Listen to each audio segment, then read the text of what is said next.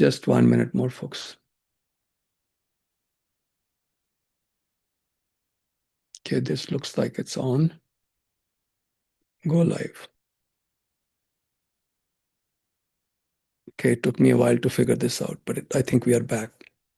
All right.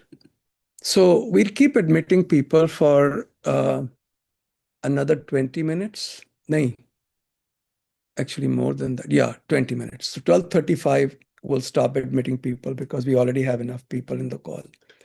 Let's get started, guys. K as in kite. Let's start with Yes, you. Kalyani. Hi, Ji, Rajiv Kalyani. sir. Yeah, hope you're doing fine. I I'm would be doing just great. quick. Mhm.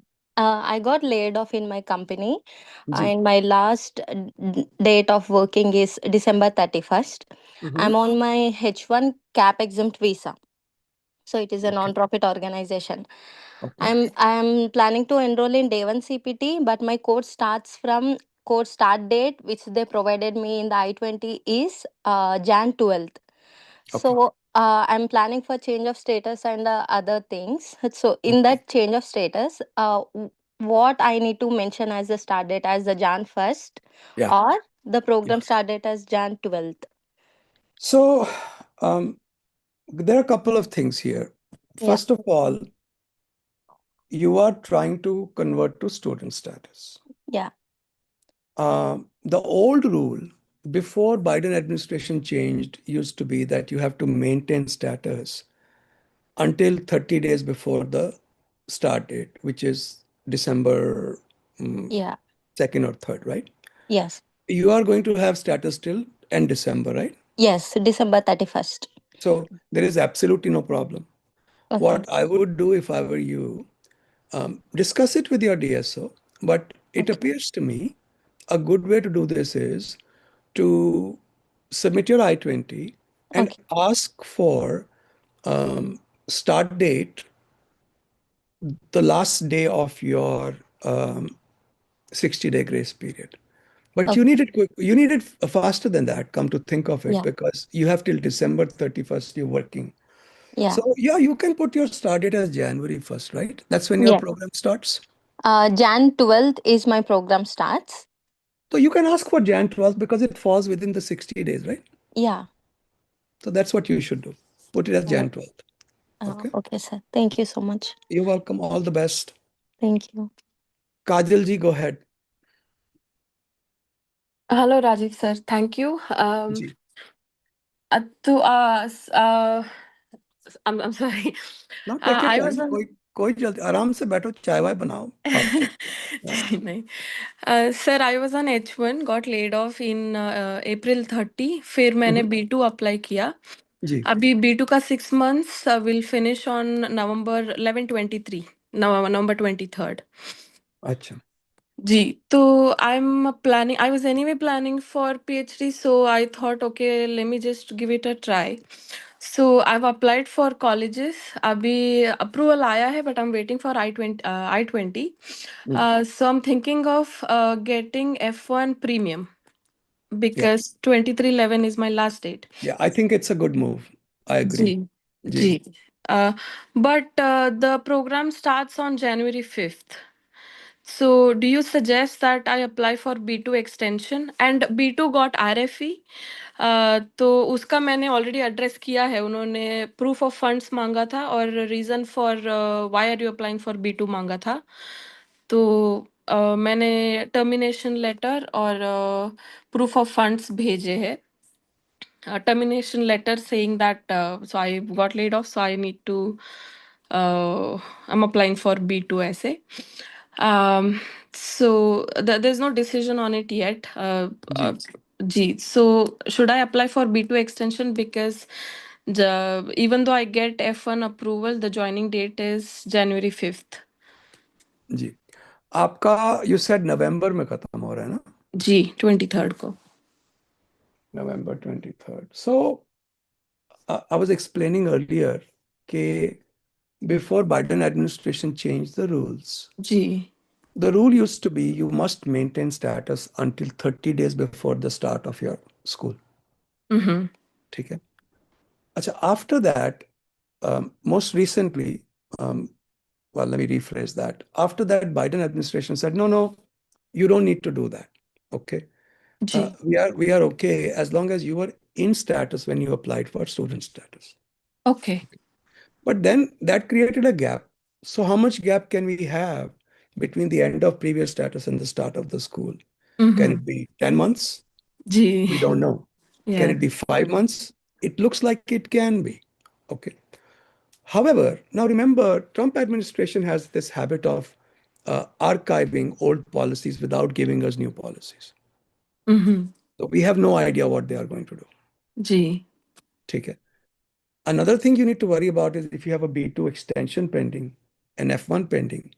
F1 gets approved, then B2 gets approved. Your status will be B2, not F1. Whatever gets approved last. Okay. Okay. Ji. So if I were to think about Trump administration's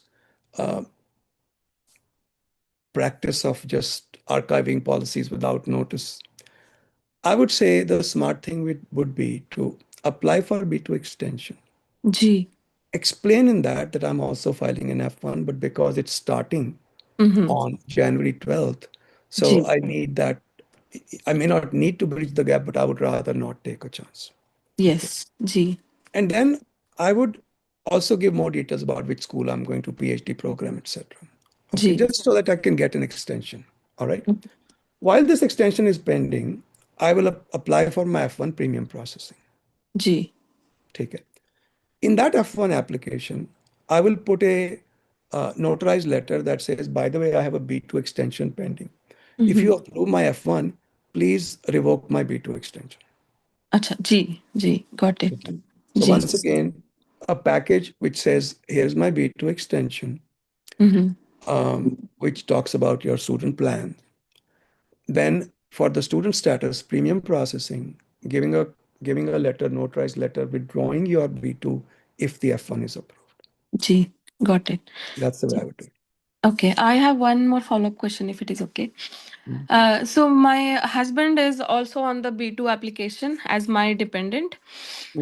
So would you suggest F1 premium के साथ उनका भी मैं F2 premium कर दूं या फिर personally what I want to do is wait for my F1 premium का result if it comes before 20th of November, right? Or in case if it doesn't work out, like if I don't get an approval, I wanted to like apply for my husband's F1 and just me on F2. आप ज़्यादा इसको complicate कर रही हैं. I would just do the whole thing in one package. One package. I was thinking, should I put all my eggs in one basket or not? In simple words. It's आपको ज़्यादा सोच रही. जी, ठीक है. ठीक है.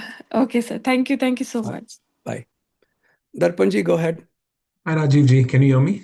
I can, yes. Thank you for doing this, Rajiv ji. So currently I'm on H1 visa and my employer is planning to transfer me from location X to location Y. So I would just like your guidance on two points, considering that there's a government shutdown ongoing. So ji. the first is that can I continue living and working from location X, supporting Y site remotely without Yes. filing an amendment? Yeah. And the second is if I move to location Y and start working there, can I file for LCA and amendment retroactively once the system is back online? No. So this is what I would do if I were in your position. What I would do is, you have location X and you have location Y. You're already approved to work from location X. Yes. Looking at the overall language of your H1B paperwork, if it allows me to work on more than one project, I had a situation like this just last week. So our client is a government contractor and they were doing a project, let's say out of California. My guy is sitting in California, working from there, and he's providing ServiceNow support. Okay. So they got a second contract for a government entity again in Colorado. So the question was, the government is closed down. Can we really do this? And I said, sure, because the way we have defined his role, we have said this will be his job and he'll work on multiple contracts, which are our contracts, employers' contracts. So we were able to do that without any problem. Depending upon the language of your H1B filing, you should be able to remotely support location Y while you are sitting approved for location X. Perfect. Thank you, Rajiv ji. So retroactively is not a good idea in that case Oh, then. it's not going to work. Okay. Can I It's ask not. one follow-up question if you don't mind? You can.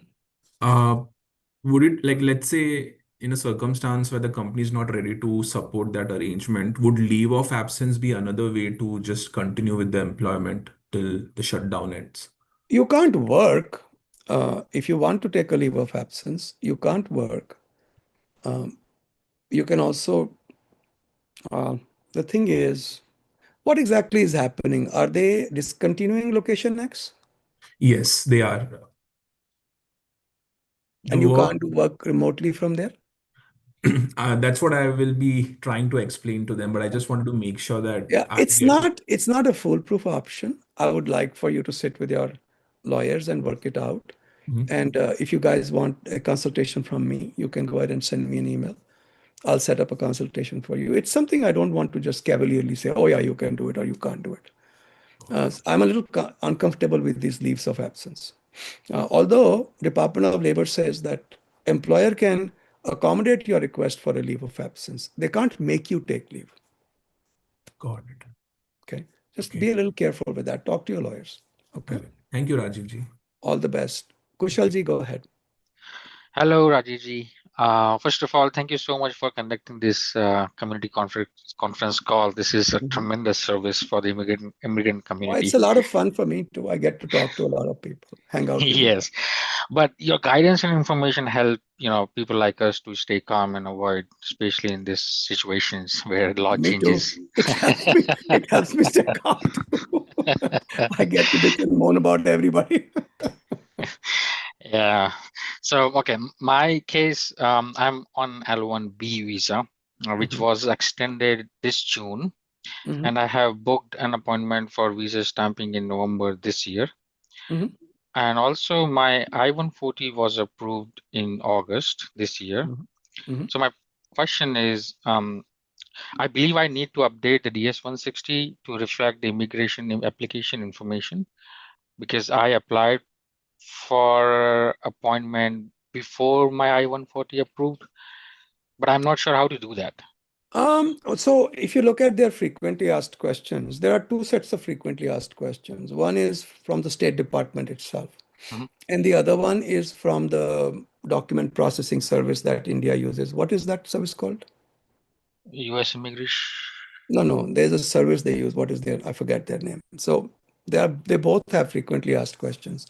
I think the bottom line is that they say that bring both a copy of the old one and a new one printed out Uh-huh. and bring it to the attention of the officer.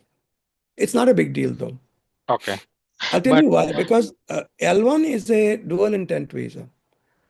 Having or not having an I-140 approved is not a deal breaker for you anyway. So I don't think of it as material information. Yeah, that was my follow-up question. Like, Yeah, will but don't take a chance. You obey the law to the meticulous letter. Do the best you can. Okay. okay. Okay. And one more question, Zajiji. So I'll be traveling to India for almost 44 days, including the visa stamping Yeah. process and Mhm. everything. So although my company is supportive and I comply with company policy and legal requirements, so Ji. do you foresee any concern or possible questions at Uh, CBP? See, unfortunately, it's most unfortunate when the government does not understand its own laws, and that's where we are stuck. Okay. If you go to my blog, immigration.com, on the very top ribbon is Rajiv's blog. I wrote an article about it, and I told people just take a printout of this. Because there's actually a policy called intermittent H1Bs, which allows me to work in USA 10 days a year if I want, and the other 360, 354 days from my home in India or Botswana, wherever I'm working from. Okay. Mhm. So how can you tell me that 44 days is too long? But here is what I would do. Are you going to work from India while you are on leave? I'll be working for 2 weeks. So in my 2 weeks. company policy says you can work for up to 2 months. There Okay. is a category. You take a letter from the company Okay. explaining the policy and explaining what you are doing and Okay. explaining that when you come back, you have the same job you'll be resuming. So in addition to whatever you get from the company, take all your W-2s showing that you've been working all the way through. Oh my God, guys, we still have 5 minutes and I think we have more people than we normally do already. I was actually trying to be a little sneaky and not advertise our meeting today. I don't know. I don't want to close before another 4 minutes, but I think we already have a lot of people. Well, we'll do the best we can.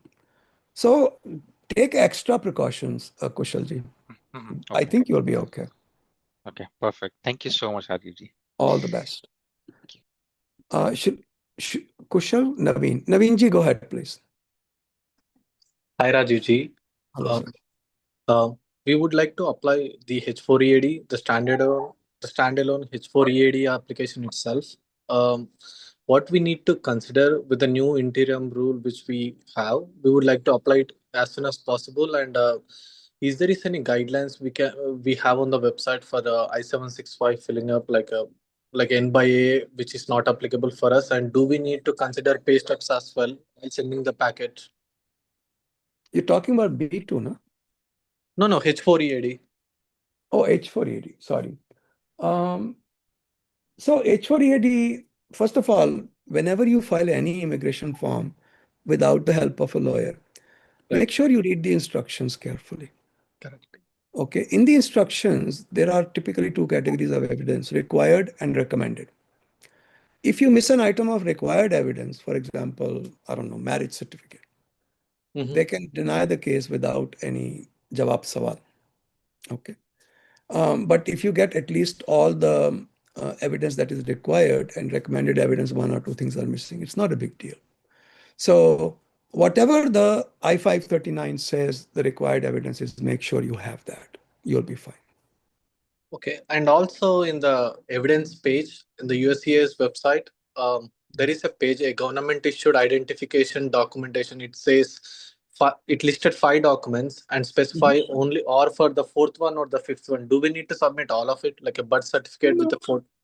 No, if it says or, then you submit the or one or two or three, whatever. See, whatever you have comfortably available, submit it. Evidence doesn't cost you any money. Just submit whatever is available, but you don't have to go nuts also. Is pay stubs of the H1 mandatory, Rajuji? Not required, but give 3 at least. Just shows your status is being maintained. Okay. Okay. Thank you. All the best, G. SJ, go ahead, please. Hi, sir. Hope you're doing well. Yes, thank you. Sir, so I'm changing employers. I'm on an H1B. My new employer has a pre-certified LCA. Mm. The thing is, the pre-certified LCA ends before the validity of my H1B. So my H1B ends on 30th September 2028, and the LCA ends on August 26, 2028. So you will get H1B only till August, which is okay because you can always do an extension if the government ever opens. So Okay, so yeah, that was my question. तो वो 30 days का जो gap है, not a big I deal. won't be losing that at all, right? No, It can you be... can. It's going to come back to you. This is like money in the bank. Well, hopefully bank money comes back to you. I say that and I'm like, with Trump's government being closed, I don't know how safe money is. So, but the bottom line is that period is banked. You can get it back. Okay, perfect. All right. All the That's best. all, sir. Thank you. You're welcome. I or CI or is it CL? CI. Thank you, CI. Rajiv ji. Ji, ma'am. Rajiv ji, my case is a little complex.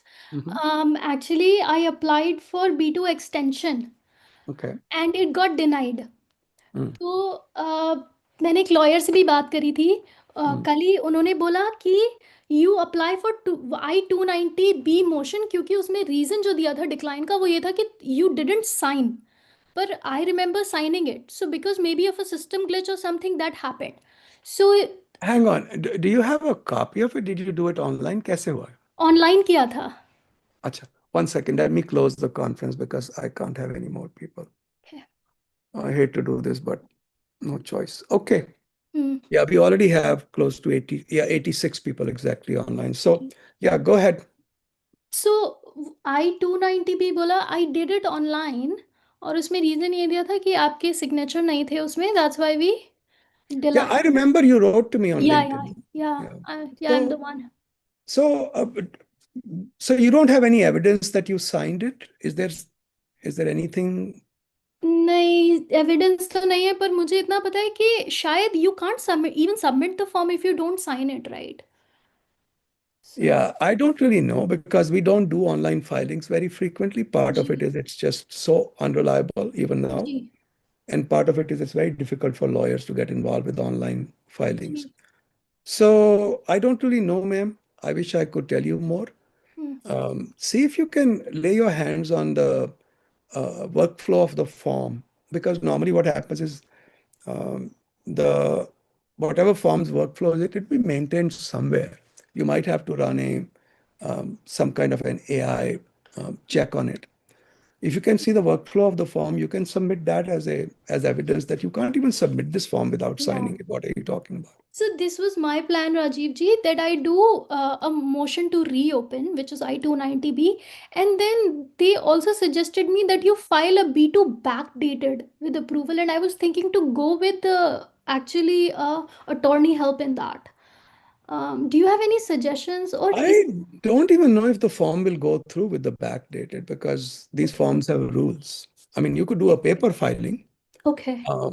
I'm not sure that's such a good idea. आपका suggestion क्या होगा इस case में? I मतलब would do the MTR, the motion to reopen, reconsider, okay. but I would also be prepared to leave the US before I accrue 180 days of unlawful presence. Remember, you are deportable. तो 180 days तक I was thinking कि फिर भी मैं job के लिए apply करती रहूं और उससे पहले तो मैं चली जाऊंगी. एक प्रॉब्लम और भी है आपको. जी. Do you have a visa stamp on your passport right now? Visa stamp हाँ है, लेकिन उसमें ये था कि एडमिट अंटिल अक्टूबर 15 और something. Problem is if you are outside the US, you were on H1B, right? हाँ, I was in H1B. If you try to do a transfer, you'll be subject to 100,000. Really? Yeah. Only if you're inside the US in status or outside the US with a visa stamp that is unexpired, you will not be subject to, or hopefully not be subject. There's a lot of confusion there also. So But we Rajiv know ji, Rajiv ji, अगर 180 days के अंदर मेरा job लग जाता है और मैं US में ही हूँ, तो भी 100 के फीस मेरे ऊपर अप्लाई होगी? you can try to request status, but if they deny status, you'll be subject to 100,000 because you have to go out for visa stamping. Oh, okay. I think that's all the questions I have. Thank you so All much. the best. All the Thank best. you. Thank Hey you. guys who are waiting in the waiting room, I'm so sorry. We already have enough people, more than enough people actually. Ashwath ji. Hello, Rajiv ji. My question is around like the third country national thing. So like both me and my wife are planning to travel to Singapore and India like later this year. So my wife is a Singapore citizen, and even both of us need visa stamping.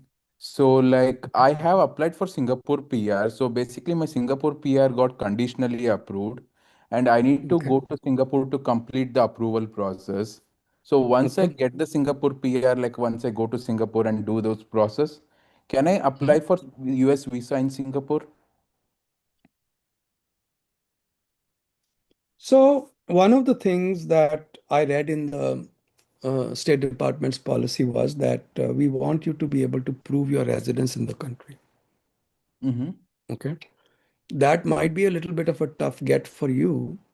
She is a Singaporean citizen, no doubt. But remember, ultimately, it is the decision of the consulate. If they want to entertain your visa, they can. Okay. Okay. Okay.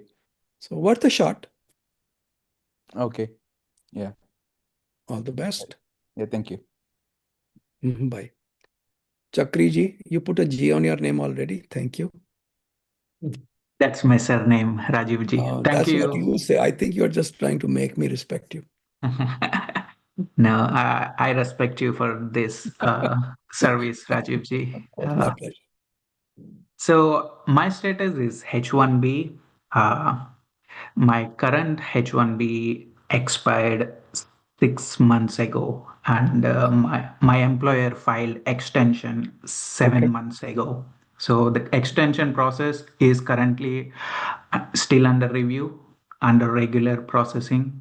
Okay. So, do Hold on you? one second. So you know that there is a limited period of time, limited or unlimited, that you can continue working depending upon the posture of the extension. Okay. If it's an extension amendment type thing, then you have unlimited amount of time you can continue working. Otherwise, you have 240 days, which is a little bit less than 8 months.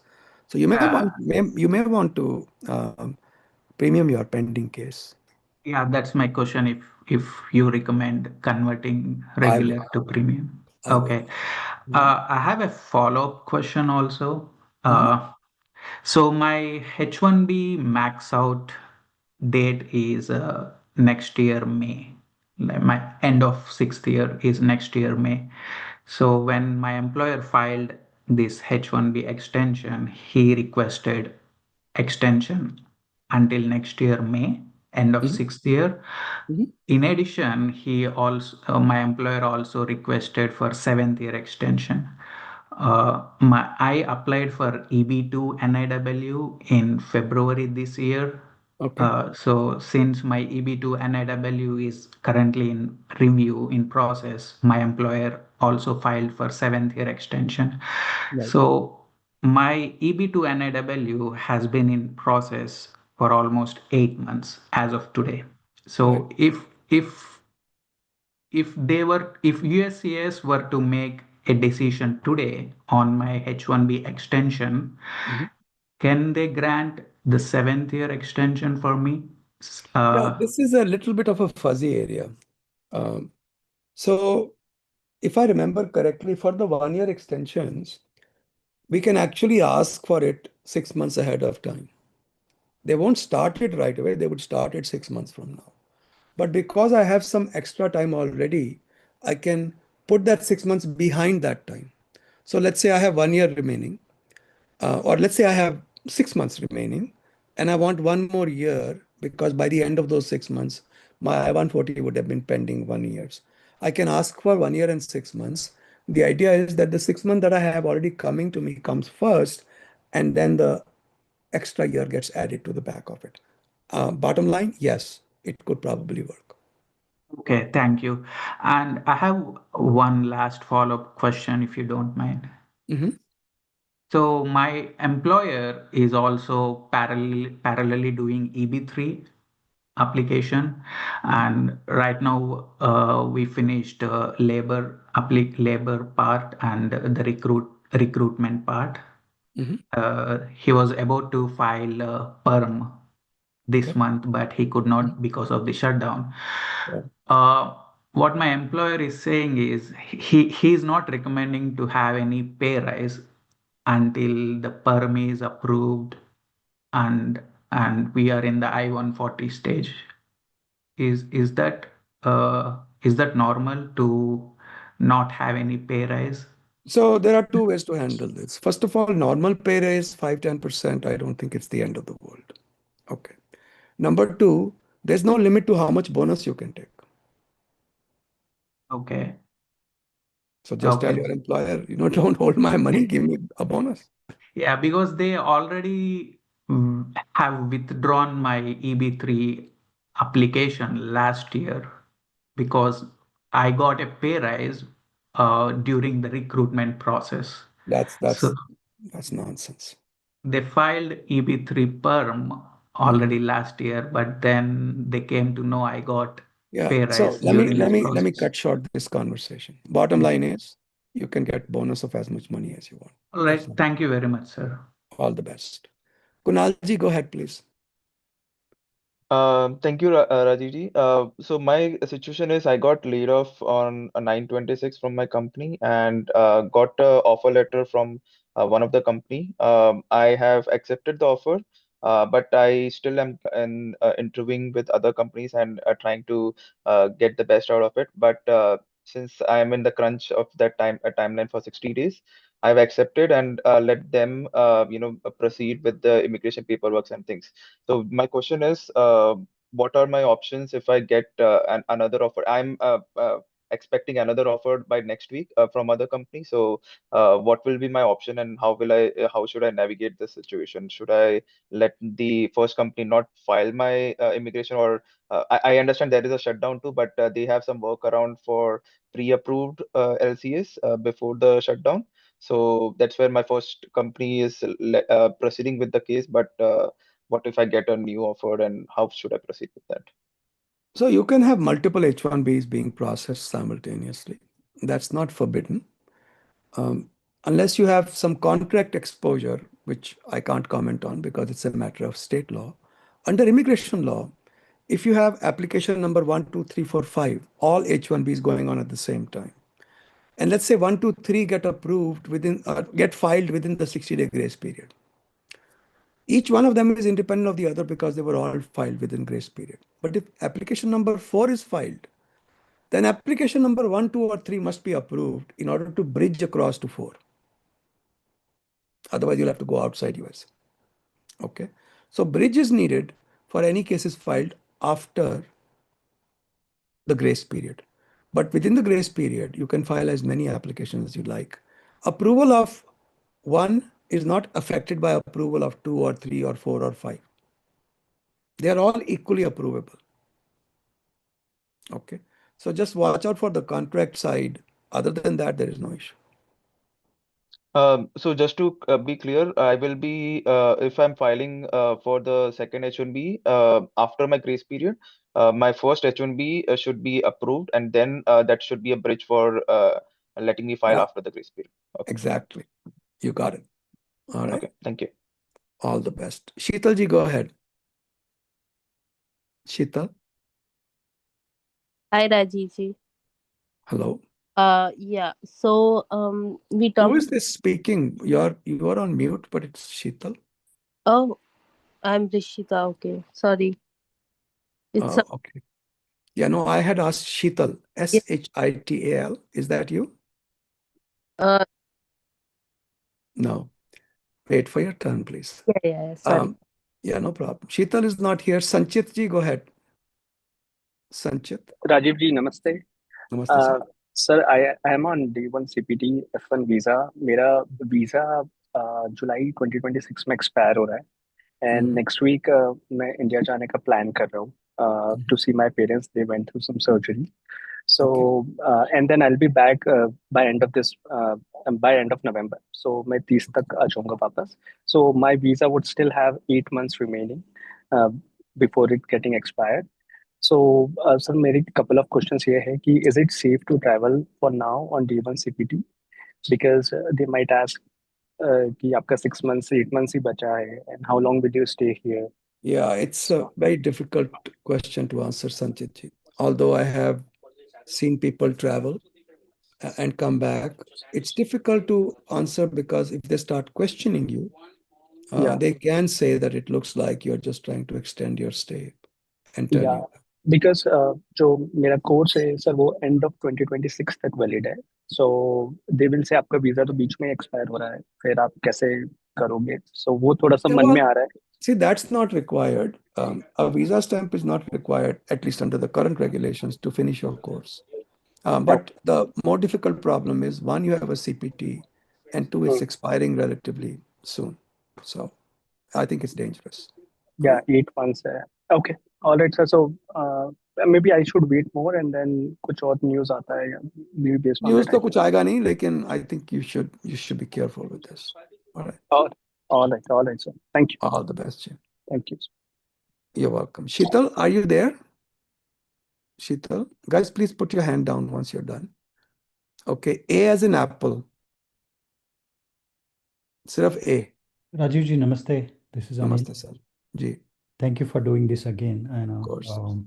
No issue. Well, I discussed this case with you last time, something about my daughter's F1 visa transfer. Because of my grace period, I had to file B2 for all of us dependents. I got the receipt notice. ठीक है. Now we got the I-20 from her college as well.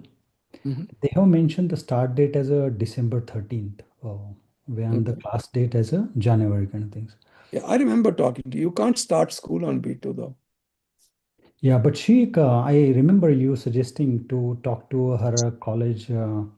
counselor. Yeah. She did that, but counselor said she can continue. She didn't say anything to unroll or anything because she explained the entire case. It is just because of shutdown we couldn't do it.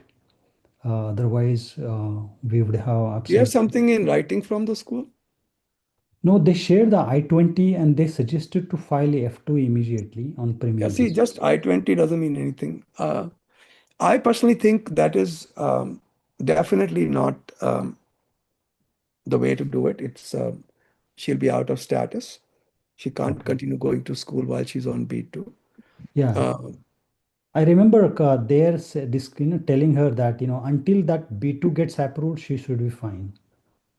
Will that be, was there anything we missed it No, on? because she only has status for 60 days, no? That's the problem. During that 60 days, she can continue going to school, but not on the 61st day. So I don't think that's correct. Okay. We are working on to file premium basis, maybe वो premium online. करवा दीजिए. That should be okay. Okay, Alright. okay. But that 30 days, which I heard from other candidates, will that be okay? Because her start date, they mentioned December. If that. Well, the way it works is if they don't like your start date, they'll just tell you to get a new I-20 for another date. Another date. Okay. Okay. All the best, Ji. Thank you, sir. Appreciate You're your. welcome. You're welcome. Sheetal ji, go ahead. Hello. Thank you for doing this, and good morning, everyone. My question is, I am on H4 EAD right now, and we have an approved I-797, and I am planning to travel to go to India, to travel to India, and we have to go for stamping. So my question is it okay? Is it to travel to India and get an appointment for the stamping with my husband not traveling with me? What is his status once again, please? We have an approved I-797 and I'm on H4 EAD. अच्छा, तो उनका H1 approval है. He is on H1. And he's maintaining status. He's maintaining status. We have an approval till 2027. Okay. And your concern is, can I go for H4 visa stamping, right? Yes. Okay. Now, does he have a visa stamp on his passport? No. Okay. So technically, consulate can say, look, Sheetal, we can't give you an H4 until he gets an H1 visa. Okay. So far, I've not heard that. Okay. Every now and then, those incidents surface. So far, I have not heard them asking for it. Okay. So you can certainly try. Worst case scenario, he may have to fly out to you and get a visa himself. Okay. Yeah. All right. Yeah, that is my question. Thank you very much. All the Guys, best. have a good day. You too. Anil ji, go ahead. Anil ji. Anil? I Madhur just spoke with you. Maybe they are Hello. different Anil, sir. Maybe. Hello. Sorry? Hello, can you hear me, sir? Anil, yeah, go ahead. Yeah. So my question is that my company has filed for PERM, which has got stuck in PWD, the first stage itself. Okay. And since the government is shut down, so that is there, and we have planned to apply for NIW also, which is going in process, which will be submitted. So my question is that before the 1 year ends, so can we apply for the renewal of my petition, H1B petition, which is exhausting its 6th year? That's difficult for me to answer. I answered that question earlier. If you have time remaining, so that by the time that time is consumed, your I-140 would be pending 1 year, you can ask for an extension. let's say you have only 8 months left in your H1B, but by the time the H1B time expires, um, in the 8th month, last day, your I-140 only would have been pending 11 months. You cannot get an extension. On the other hand, if there is time left on your extension and you can club that together so that by the time you need an extension clubbed into it, your I-140 would have been pending 1 year. It's kind of difficult to explain, easy to do it on paper. Talk to your lawyers. They should be able to guide you. So the answer is maybe it depends upon the timing of your extension need. Okay. And is it better to apply on premium basis or regular one? That's such a difficult question to answer. I apply for non-premium where it is more important for me to continue working than to get an answer from the government. Correct, because there will be situation that I will exhaust the complete H1B and then I'll be eligible for that 100K thing. As long So is as it better to we're not misusing that provision, I don't see why not. You can do it non-premium. All right. non-premium? Okay, sure. Thank you so much. Thank you. You're welcome. Madhur Shetty ji, go ahead. Guys, put your hands down when you're done. Hello, sir. Hello, Rajiv ji. I had a question, and I know you recommend that if you have an I-140 approved and filed for adjustment of status, and your H1B is coming up for renewal to Yeah. maintain the H1B. Absolutely, no doubt about it. So my wife will be, I will be extending my H1B in 2026 of May just to have a status along with the adjustment of status that I have already filed. And she does not have her H4 EAD as of now. Okay. But if she gets a EAD which is related to the adjustment of status and she works on that, will she nullify her H4?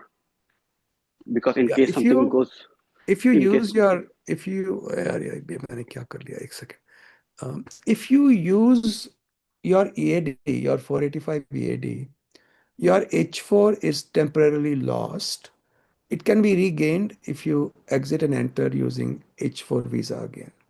so she does not have a H4, but if she gets advance parole, can she enter? But then if she enters on advance parole, Yeah, will she that be can. H4 or will be considered adjustment of I status? think she would be considered she'd be considered a parolee. Okay. From Because what I can in tell. that case, if something goes wrong with the adjustment of status, then if I have my H1, but she's on H4 and then she works on the EAD, she'll be out of status, right? She'll be out of status, but she can Okay. always go and come back on H4 because you still have your H1. Okay. And so in that case, she'll have to go and get a stamp of Yeah. H4. Yeah. But the only thing is, does Like that? I don't have a stamp of H1. Then, like we talked about a couple of minutes Yeah. ago, then they So might I have don't to call really me know to. the answer to that because if So then, do you recommend that when we file for my H1 extension in May 2026, and she in my packet she will go as an H4 also to apply for an H4 EAD, although we will hopefully get the EAD for advance parole. Yeah, I Or don't see why not, because okay. you're allowed to have multiple EADs. Sure. Why Okay. not? And then probably when that EAD comes, work on that EAD, on the H4 EAD, and not work on the I don't see any EAD. problem. Yep. Okay. Okay. All the Thank you best. so much. You're welcome. Pandit ji, go ahead. Pandit. Hey Rajiv, thank you so much for conducting this session. Of course. I hope you're good. Yes. So मैं H1 पे हूँ currently, and my wife is trying to apply for F1 visa. She is back in India. So just wanted to check like how safe it would be for her to apply for F1, or and if her F1 gets rejected because I am here, तो वो हम H4 के लिए apply कर सकते हैं उसके लिए, और उसका कुछ दिक्कत आएगा क्या? So the answer is, unless the F1 gets rejected for fraud or misrepresentation, rejection of the F1 has no impact on getting an H4 visa. Okay. That's it. And if suppose उनका F1 reject हो गया and we apply for her H4 and she comes here on H4, so will it be possible for us to do change of status later if she wants to get Yes, yes, of course. there it won't be an issue, right? No issue. Okay. And we can apply for change of status after 90 days? Yes. I would Okay. wait at least one semester, though. That's typically how I do it. Okay. Okay. All right. Okay. Thank you. And one follow-up question I have is आपने last time suggest किया था कि मेरा premium कर दो H1B extension का. So I got my premium approved. I haven't received the approval notice yet, but मेरे को email आया है USCIS से कि approve हो गया है. So in case I get laid off from my company, so will it impact anything? Like how? Because I don't have the official approval notice with me. Yeah, that doesn't mean anything. All right. Okay, so I'm safe, right? In that Yep. case. You should be. Okay. Thank you, Rajiv ji. Thank you so much. All the best, Ji. Thank you. Akshay ji, go ahead. All the best. Hi, Rajiv ji. Thank you so much.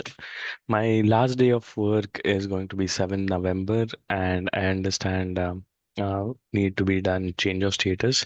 But I was wondering, filing it online, or if I leave the country and enter on B2 visa, would that be okay? How much of a risk See, would it be? here is the problem. Because of these proclamation issues, if you leave the country, are they going to let you back on B2? That's highly questionable. If you enter on B2 and you want to convert to H1B, are they going to create a problem for that? Are they going to say, well, it looks like you entered using tourist visa with a preconceived intention to work in the US, and that's fraud. So I'm very reluctant to tell people to go back. Okay. And if I change of state, do a change of status to online via B1, B2, and then again moving on to H1, would there be any issues with that They too? are, that's like a half an hour long discussion. We've talked about it every call that we've made. Please go back to last week's call. We talked about the same thing. Oh, I'm sorry, I was not listening before too. Yeah, I won't be able to discuss it. Okay. I have a lot of people waiting. Almost 50 people are waiting. Sure. Thank you so much. You're Appreciate your time. You're welcome. Jay Modi, go ahead, Jay ji. Hello, Rajiv ji. I'm on my H1B grace period. I have got a job earlier this month, but they cannot file transfer to shutdown and all. I have filed for Yeah. B change of status. My question is that in the B2 change of status application, when it was asking for A number, I entered my STEM OPT EAD cards USCIS number. I don't have I-140 file, so I don't have a number from that application. So did I Actually, choose the correct? students who get OPT get an A number, don't they? Yeah, so I searched and it felt like that the USCIS number on the EAD card is equivalent to an A number. So That I I don't know for sure. okay, but my question is that when I saw the receipt notice of my I-539, it shows my name and shows that A number which I had put. It is not showing my passport number anywhere. Is that fine? Yeah, that's fine because A number is something that you're going to live with all the way till even after naturalization. Oh, okay. So that is OPT EAD A number will continue in my I-140. Yeah, you should be fine. Okay, and one more question. Since I will be on B2 soon, I mean pending B2 soon, am I allowed to perform buy sell transactions in the stock market? I'm not talking about day trading or anything, but since working is not allowed, is investing, I mean buying or selling allowed? Well, if it's too frequent, if you are doing churning of your stock too often, it can be considered to be a job. Yeah, I'm not If talking it about is token. Why I'm long-term asking is investment, I think is fine. Why not? okay, and another reason that I'm asking is, let's say if so for the proof of funds, I uploaded my bank statements, but let's say if an RFE comes regarding the proof of funds, I might need to use my stock investments or 401k balance. That's fine. So That's fine. that's the reason. Okay, fine. Yep. Cool. All Thank the you. best. All right. Bye-bye. Bye. Ishwar ji, go ahead. Ishwar. Hello, sir. Thank you for the call. Currently, I'm using my GCAD and my priority date is July 2014. My wife also, technically ex-wife also using the same GCAD. I got divorced almost a year back in US. So here my question is, so far I haven't informed to USAS and my filing date is current now. So how to inform USAS about my divorce? What are all the consequences? Well, she is not supposed to get her green card if you are divorced before the green card approval. There's actually some authority that even if you are legally separated, she should not get her green card. What should you do? You should send certified letters to every agency that you can think of. Department of Homeland Security, USCIS, ICE, CBP, saying that person with this A number is divorced, so she should not be able to get a derivative green card. Okay. So this through I have to go through the attorney on this one, or is there You any? should be able to do it yourself. I mean, there's no special magic in it. I would just attach a copy of the divorce decree. Thank you. I appreciate. That's all I have. All the best. Ashuji, go ahead. Ashu. Okay. Kamal. Yes, sir. Yes, sir. Sorry. Yeah. 1 second. Yes, sir. Yeah, Ashu, go ahead, please. Yeah. Yes, sir. Thank you so much for doing this service. Yeah, my question is it's from my cousin. He's on initial OPT, and next week he's planning to apply for STEM OPT. So his question is by the time, so his OPT is expiring on January 2026. So by that time, if he doesn't receive the STEM EAD, so what will it what will happen? Can he still continue working for his employer since Yeah, he this? still has the 180-day grace period. No? Oh, okay. So the yesterday this new rule No, came. It that's for doesn't. the 540 days, not for the STEM OPT people.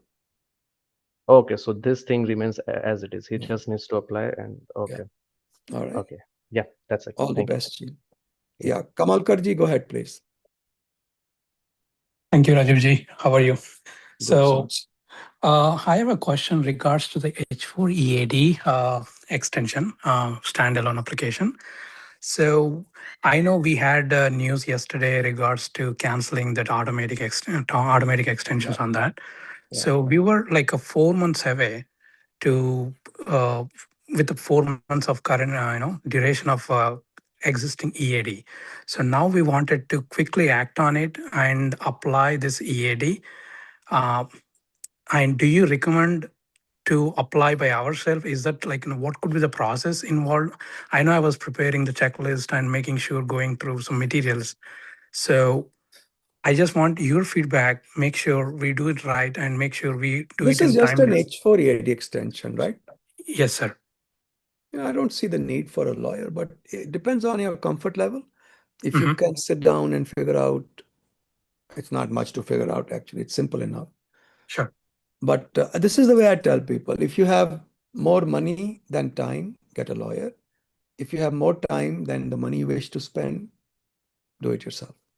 Yeah, sir. Time-wise, yeah, like I said, we are just 4 months away. My H1 is actually expiring in November 2026. So again, we have to file the EAD, right? So, yeah, extension. So it's a part of extension packet also. Yeah. So what would be the guidance you would be giving us? Make sure we do it right as by ourselves. I don't have time. I don't have time to cover that. Sorry. Okay. Just like one quick thing though. Just one thing I would say is follow the instructions on the form. Right. So wherever it's not something we don't have answer, right? Is that something we have to put a blank or a name? What would be the general practice we do? Generally, you should put NA, I think. That's the way I. Yeah. Okay. Okay. Thank you, Rajivji. Yeah. All the best. Thank you. Vigneshji, go ahead. Vignesh. Hi, Vignesh. hi Rajivji. Yeah, go ahead, sir. I have a B2 pending and I also have an H4 pending. The B2 period has been the B2 which I have requested for the period has already been crossed, and my B2 pending receipt number was not mentioned in the H4 application. So if my H4 is getting approved and after that my B2 gets approved, will there be any issue? Well, you said the period that you have applied for B2 is already over? Yeah, yeah. Okay.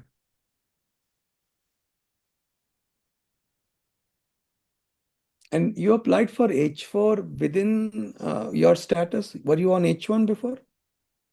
No, I was on L2. L2 is Okay. my spouse lost her job, so Okay. within a 60 days period, we filed both B2 and H4. H4. H4 is Yeah, in H4 you is a should new be, this year. you should be fine. Why don't you just withdraw your B2? Because if you It was filed okay. both within the same 60-day grace period, and the H4 is far more solid. Okay, but the H4 was like a new H4, which starts from October 1st. So to bridge the I see. gap between the job, So does the 60 days see you into October 1st or is it before October 1st? it is before October 1st. Okay, so you just have to watch out, make sure that as soon as your H4 is approved, you withdraw your B2 right away. Okay, so the B2 was applied with my spouse. So does withdrawing mine also withdraws my spouse one or Were you the primary on the B2 and she was part of the application? no? She was the primary, and she got a decision as a denial for the B2. Then you also got a denial if she got a denial. But my case status is yeah, if that doesn't matter. If she got a denial, she was the primary, you are automatically denied. okay. Isn't it so? That's the way I think it would work. Because she's the primary, everything she says applies to you as well. I'm not 100% sure and confident this is the way it would work, but I think that's the way I would see it. All right. Okay. So I had 30 days before the October 1st, the denial decision, after the denial decision on the October 1st. So does that have any, does that make me out See, of to status? me, it looks like you could have a 30-day of blackout period where the H1, H4 have not yet kicked up. But typically what happens is when you have a situation like this, they give you an H4, but effective October 1st. And the time period, that gap you have usually just gets swept under the rug. Nobody cares. Okay. So that's the way I see it. All right. We didn't So I mention the have to, B2 pending in the, okay. yeah, I have In to the move H4 on. application, does that cause any issue? Yeah, no, you need to talk with your lawyers about the H4B2 conflict, whether you Okay. should be withdrawing it now. Typically, whenever I file an H4, like an application like that, I include a letter saying, please withdraw my B2. Okay. Okay. Okay. Yeah. All the best, Ji. Thank you. All right. Bye-bye. Gautami ji, go ahead, please. Gautami? Hi, Rajiv ji. So I came to US on F1 visa and I worked in my STEM ended and lost my job in the end, but I had unemployment days. So considering the job market and some personal issues, I moved to F2 visa and my husband is on day 1 CPT. So I'm Okay. planning to move back to F1 like in March 2026. Okay. So I'm just concerned if the process is gonna be smooth or will I have to face any challenges since Gautami I'm ji, every day is a new delight under Trump administration. Okay. So I don't know what will happen by the time you apply in March. But so far, it looks okay. They should not create any problem because your husband is on CPT, because even people on CPT are getting change of status. So why should you have a problem? Right? Yes. Because we do CPT to H1B all the time. Yeah, I'm not aware of people who move. I know people who moved from F2 to F1, but Oh, I'm that's the same thing. The legal principle is the same. so it's all fine, but you sometimes the unforeseen things may come up and then I Well, have unforeseen, तो we could get hit by a meteor tomorrow. Who knows? So इतना yeah. क्या चिंता करना, जो होगा देखा जाएगा. So until now, then it's fine for me to move to F1, I right? think so. I think so.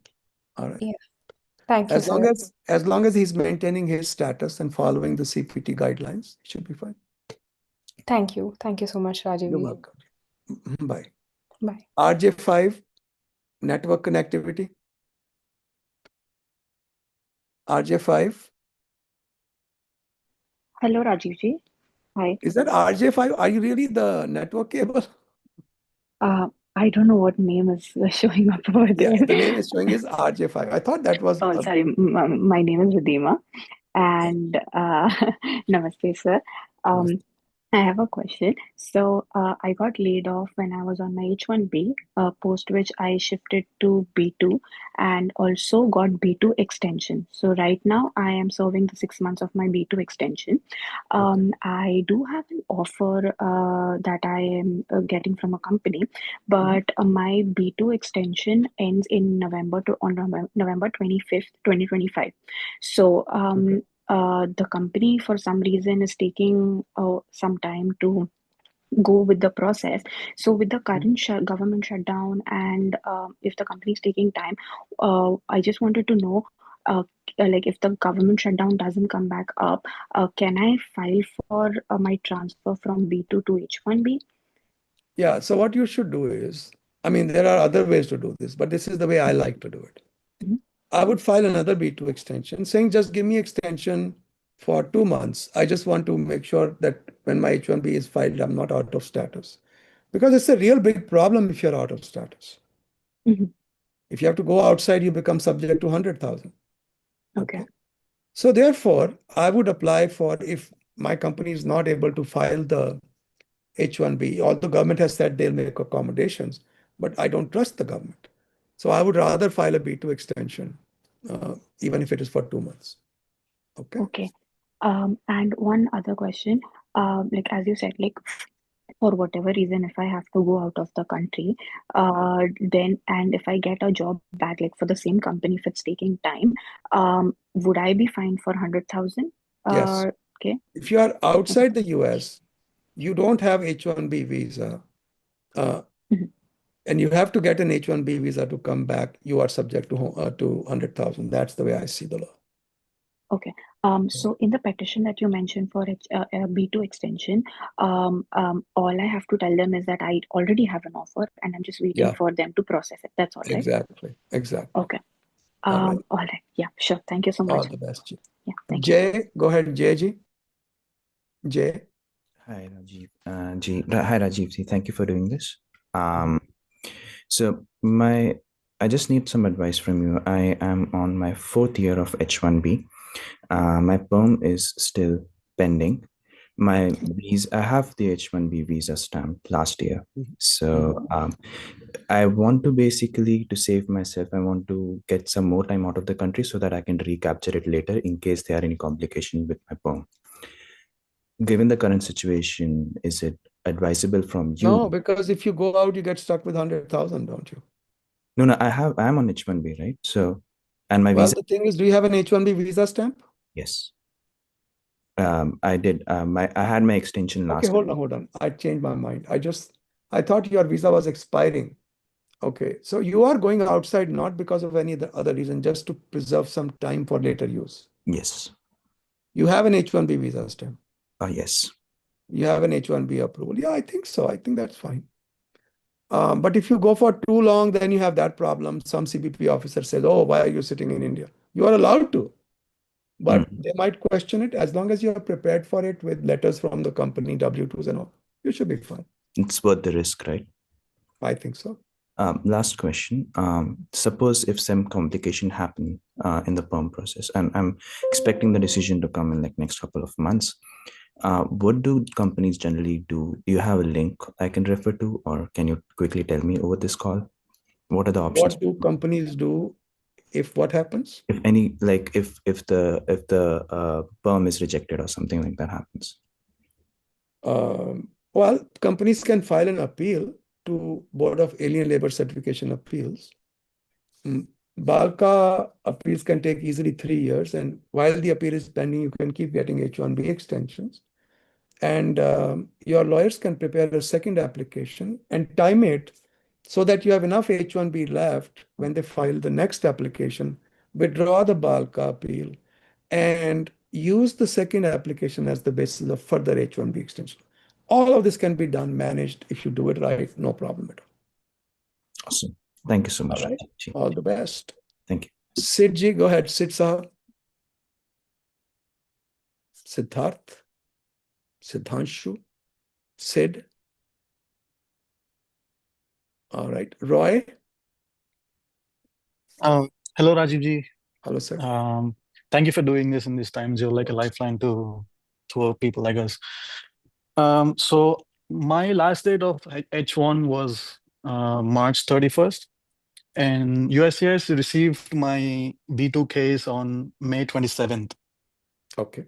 So and I don't have like really good lawyers, so I've been chasing them to respond to the RFE, and I think we were late by like a couple of weeks or something to respond to the RFE. So right now, all I can see in the USCIS case tracker is that my document was mailed to me, the receipt that they send us, like the RFE receipt.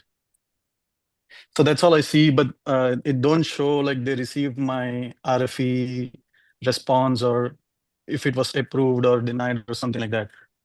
And I found a new employer. I didn't land a job yet.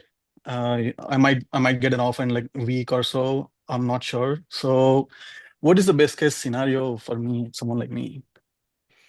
Well, if your H1B gets denied, you would then be out of status. No, I didn't start my H1B filing yet because I just found a new employer in October. No, the previous RFE, right?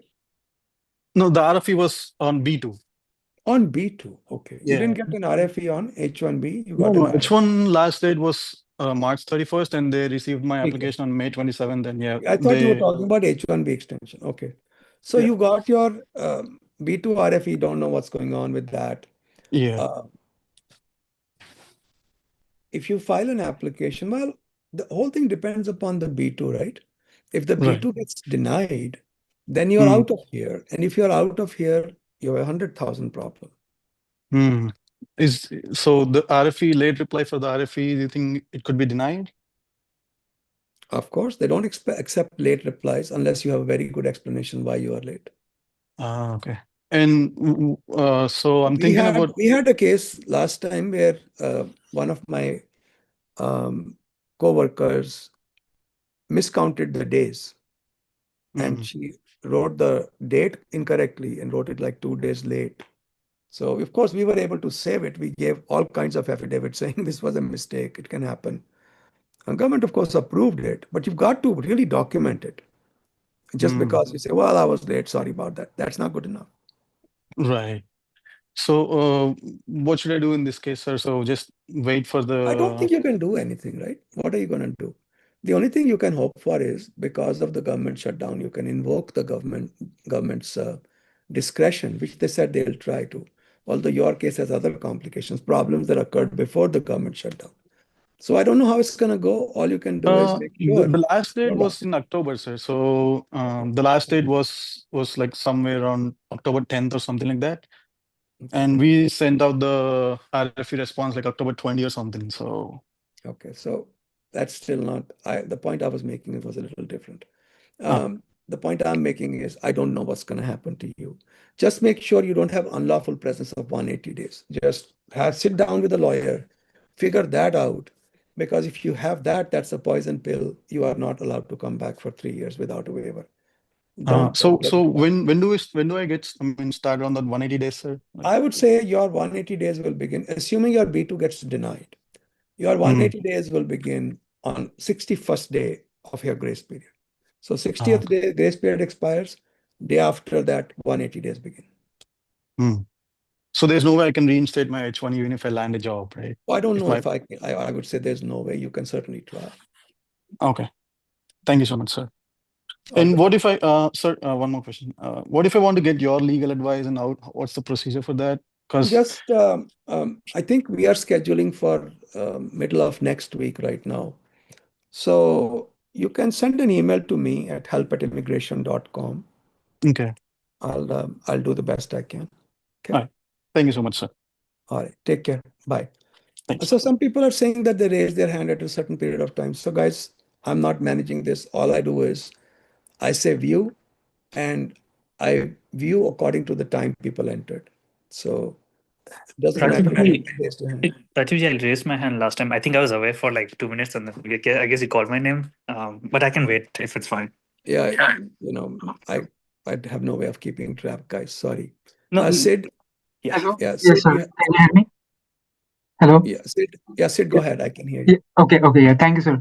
So my NIW I-140 petition has been pending since last 13 months, and I was thinking to refile a separate one myself. The previous one is through the employer, and the problem is that the timelines on the USCIS website is showing 17 months or more for any filing. Is there a So reason why you don't do premium?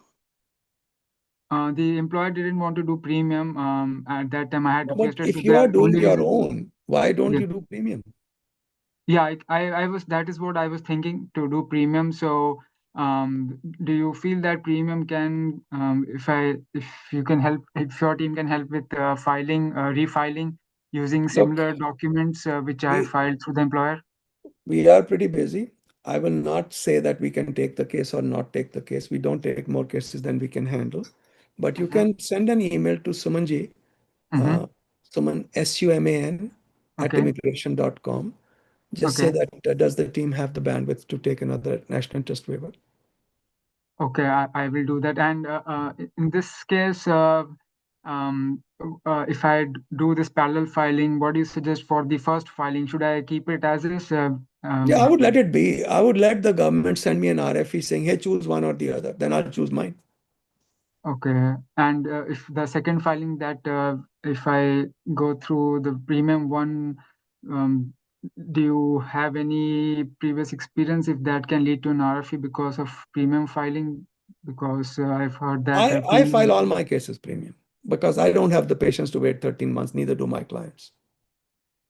Okay, but you don't So see RFEs because of that. RFEs come in many cases, in fact, even most cases. But RFEs are common even if you file non-premium. So I don't really know if there's a difference in the data.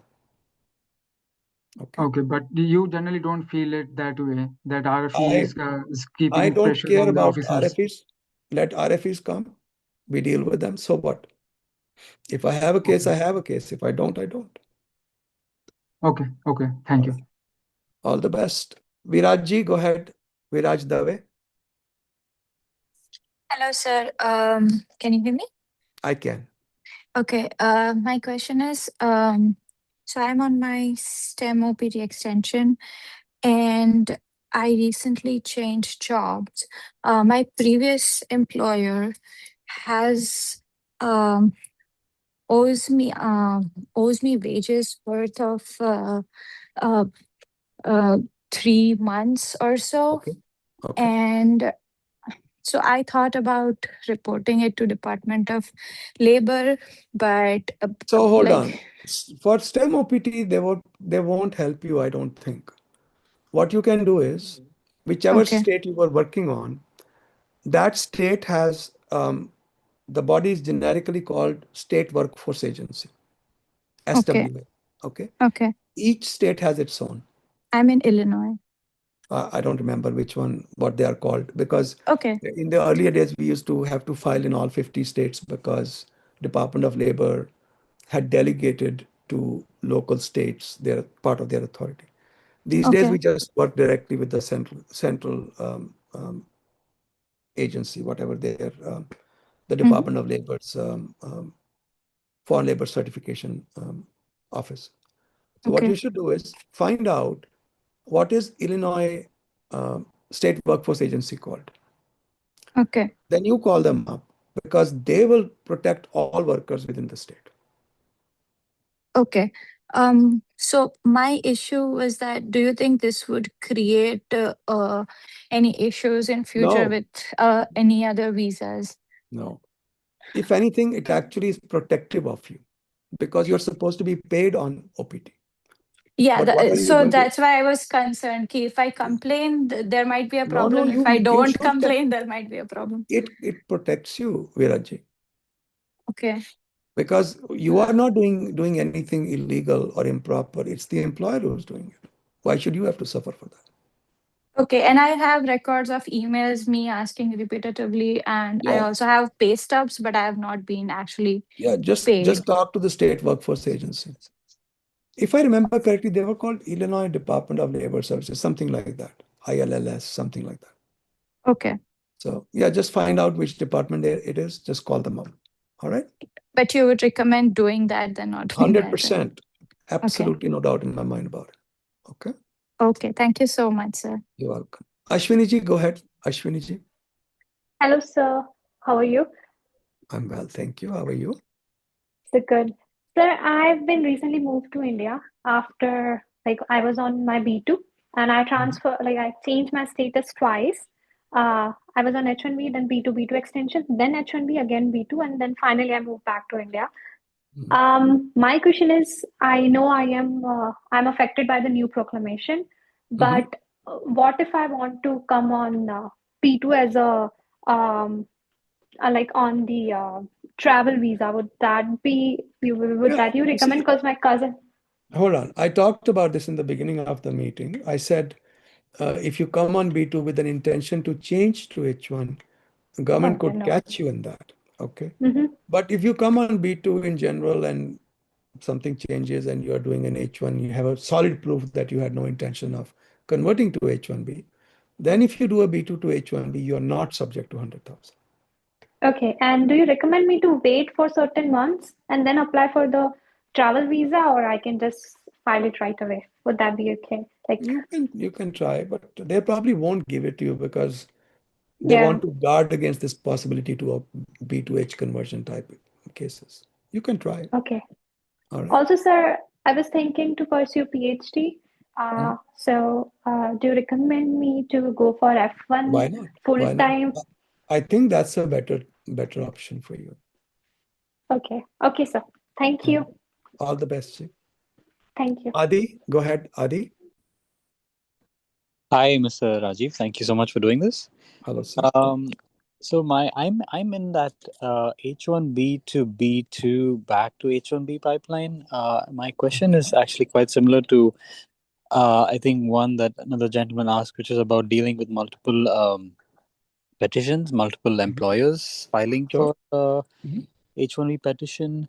The only difference in my case is that I'm on a B2. Do you foresee any different challenges when? Oh, it's the same thing. He was on B2 too. Okay. Yeah, he was on grace. Sorry, you're right. He was on grace period, and while on grace period, multiple petitions would be filed. Some would be filed outside the grace period.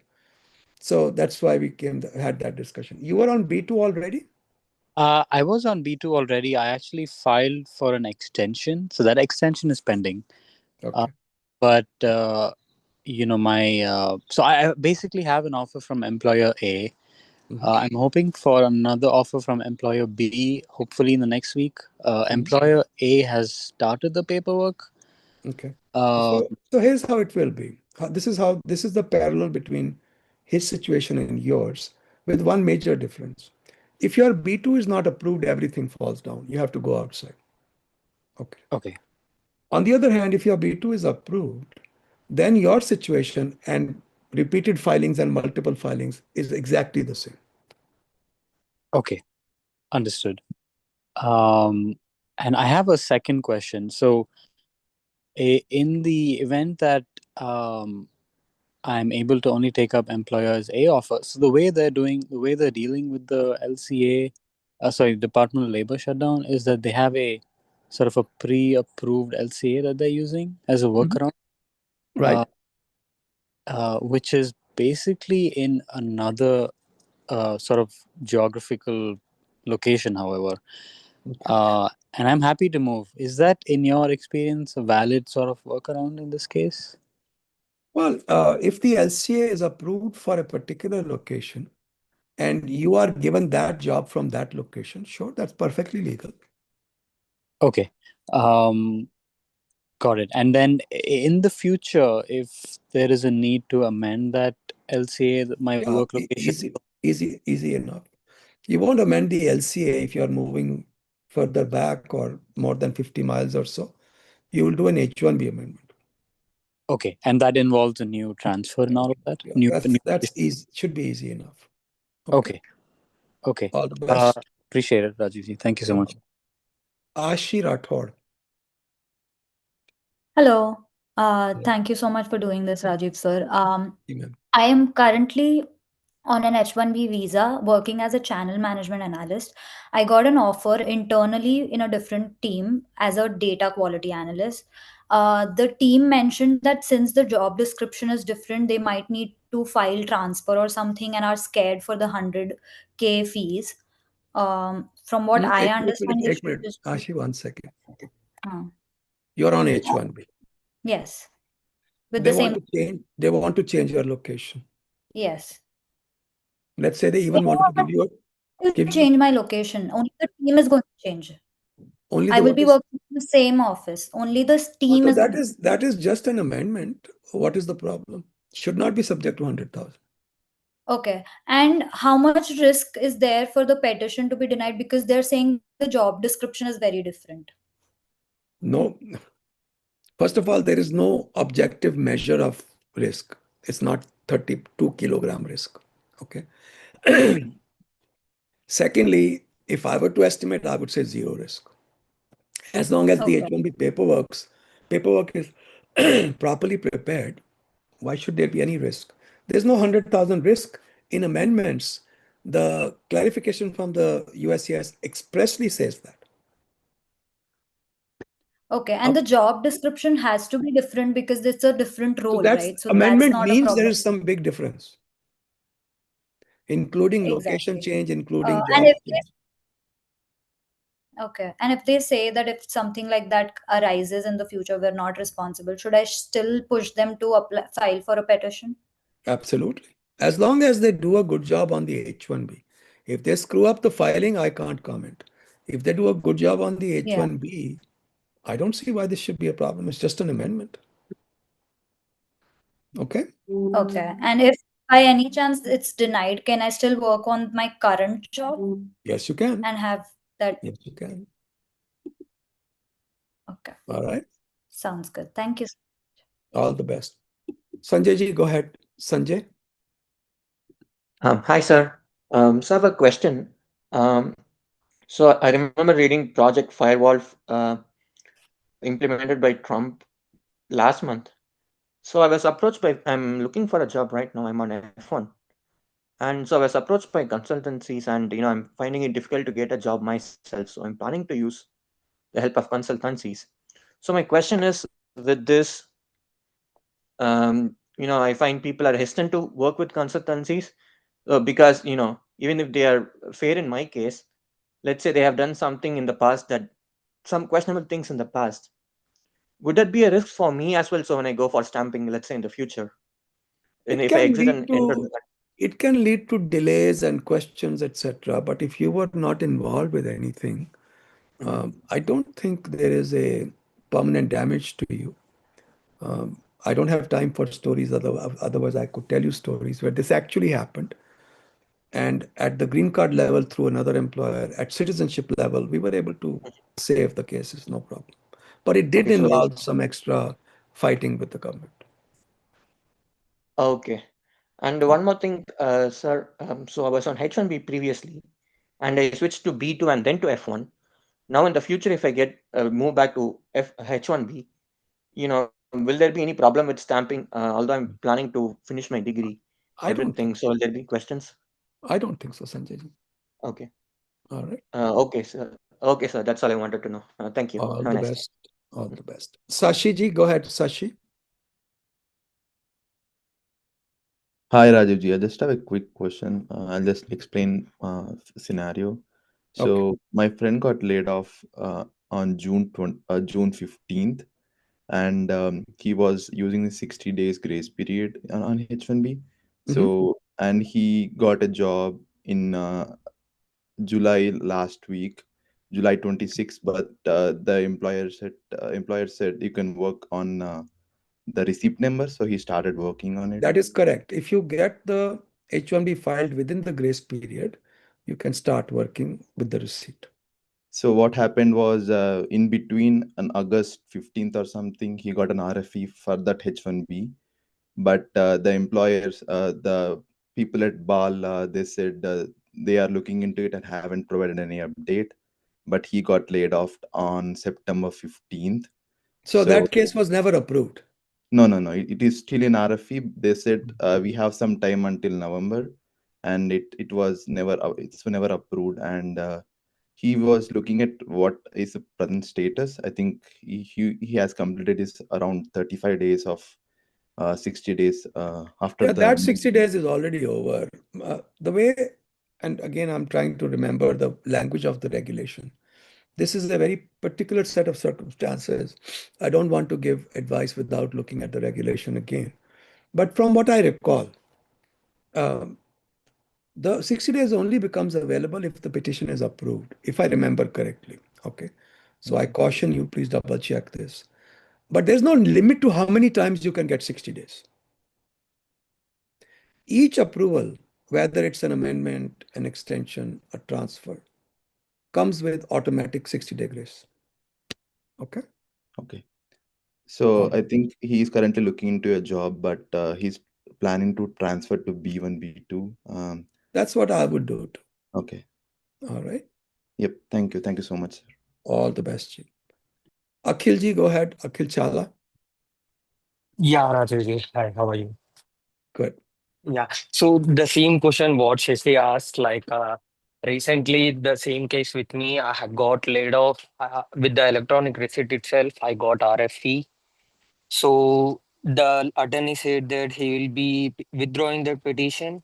So it's been like 45 days. My grace period was done. I already used my grace period like previous with the previous employer when I was joining to company B. But hold on, remember I just said that grace period is not a one-shot deal. You get it with every approval. But the second employer, I didn't get the approval. It's I still in know. the RFE phase. I know. But what you said was that I already have used my grace period. So grace period comes with each approval. If there is an Okay. approval, from what I remember, Okay. does the mere filing give you a grace period? I don't think so. I think you have to actually get an approval. Oh, okay. Then in my case, I have got RFE and they have withdrawn their petition. So I am still looking for a job. What would be the best case I can do? I think you're already out of status. Just if I were to make a quick judgment on this, I think you're Okay. already out of status. Okay. Okay. So what would be the best thing to do? Do you want me to Just file B2? get together with your lawyers, figure out the 180-day grace period. You can be deported. Be careful and act accordingly. I can't give you advice without spending some time with you and going over all the options. There's just not enough time here. I want you to talk to a lawyer. Make sure the unlawful presence idea is taken care of. Okay. Okay, sure. Thank you. All the best, Chief. Mithil Rawal, go ahead, please. Mithil Rawal. Hello. Hi, Rajiv. Hello, sir. So I have a few questions related to H1B. My H1B got picked this Make them year. one or two. Let's not do Yeah, few I might questions not take because a we lot of still have a lot time. of people waiting. Yeah. So I got my H1B picked this year, and everything seems fine in that scenario. But I'm trying to book a date in India for visa stamping. But since my time period is a little short, I want to travel by end of month. I was thinking there were some options related to agents and stuff that help in booking a visa date. Do you See, recommend I them? think if somebody tells you that they can skip the queue and get you a quicker visa, I would be very reluctant to use them because almost certainly they are doing something illegal. Okay. But if they say that it's basically just a manual process, just that instead of me taking care, they take care of it, is it still considered as a little risky to go ahead with that? I would do it myself. Okay. Okay. And the thought behind Hyderabad and Chennai being the dedicated centers, is that still the case, or for first time H1B stamping, we just need to stick around I with have Hyderabad? no idea. And last time I applied for a visa was 35 years ago, so I don't remember. And I Okay. don't know what they're doing right now. I know that Mumbai does only green cards, but I don't know what the individual consulates are doing. Sorry. You have to look it up Okay. on their websites. Okay. Just last one question is I might travel for 6 weeks wherein I plan to work from India. Do you think that's I've addressed that question 3 times already today. I won't do it again. okay? All the All right. best. Thank Listen to you. the record. Yeah. Atharva ji, go ahead. Atharva. Uh, Hi Rajiv ji. I saw your immigration page for travel during OPT, but I still have one question. Like, even if I get the letter of continued employment to work remotely, and the See, DSO's remotely permit. is an issue, Atharvaji, because ICE has never made it clear whether remote work from outside the US is good enough for STEM OPT and OPT. So it's still questionable. It's very much questionable. Okay, and yeah. You can do it within the US, but can you do it outside the US? Nobody knows. Everybody's making a guess.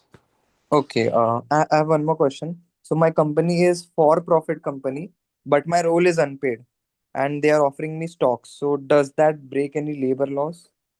Are you on STEM OPT? Uh, no, not STEM OPT, F1 OPT. F1 OPT. Yeah. First year, huh? Yeah. I don't see any problem because you can do unpaid employment. Yeah, sure. And That's and fine. even if my role says that it's intern and I'm working 40 hours, so that's not a problem. No, that's not a problem, I right? don't see any problem with that. No, as long as you're working 20 hours or more, you are fine. Okay, got it. Yeah, that's it. Thank you All so right. much, Rajiv ji. All the best. Yeah, thank Nikita ji, go ahead. Nikita. Or is it Nikita? It's Nikita. Hello, So Rajiv ji. Russian or Indian? That's all I wanted to know. Oh, okay. It's Indian. Yes. Hello, Rajiv ji. Thank you so much for doing this for all of us. Ji, ma'am. My question is, I was on F1 STEM OPT, and I applied for H4 change of status along with H4 EAD, and the receipt date is June 3rd. I got H4 approval on October 20th, but Okay. H4 EAD is still pending.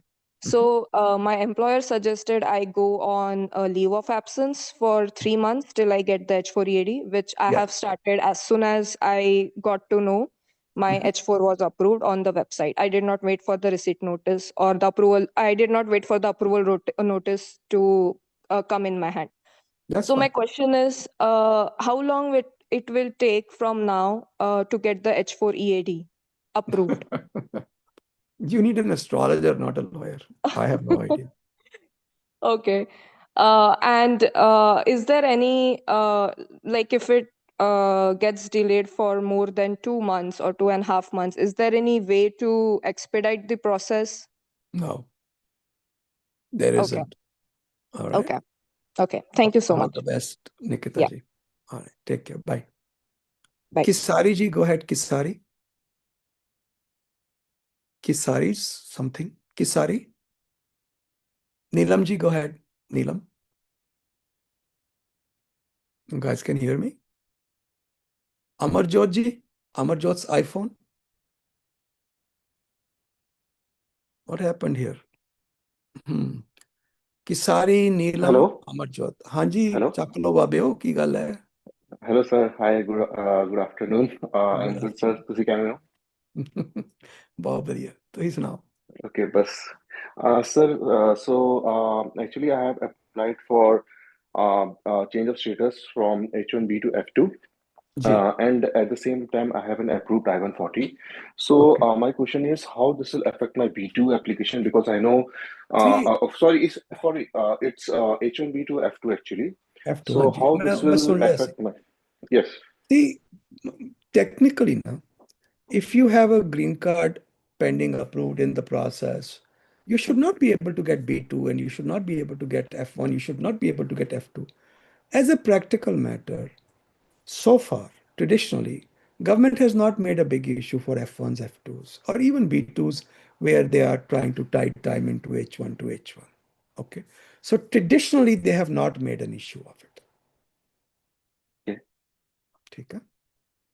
And if anything happens, if anything goes south for my change of status applications, what are the other options I have so that I can stay legally in America?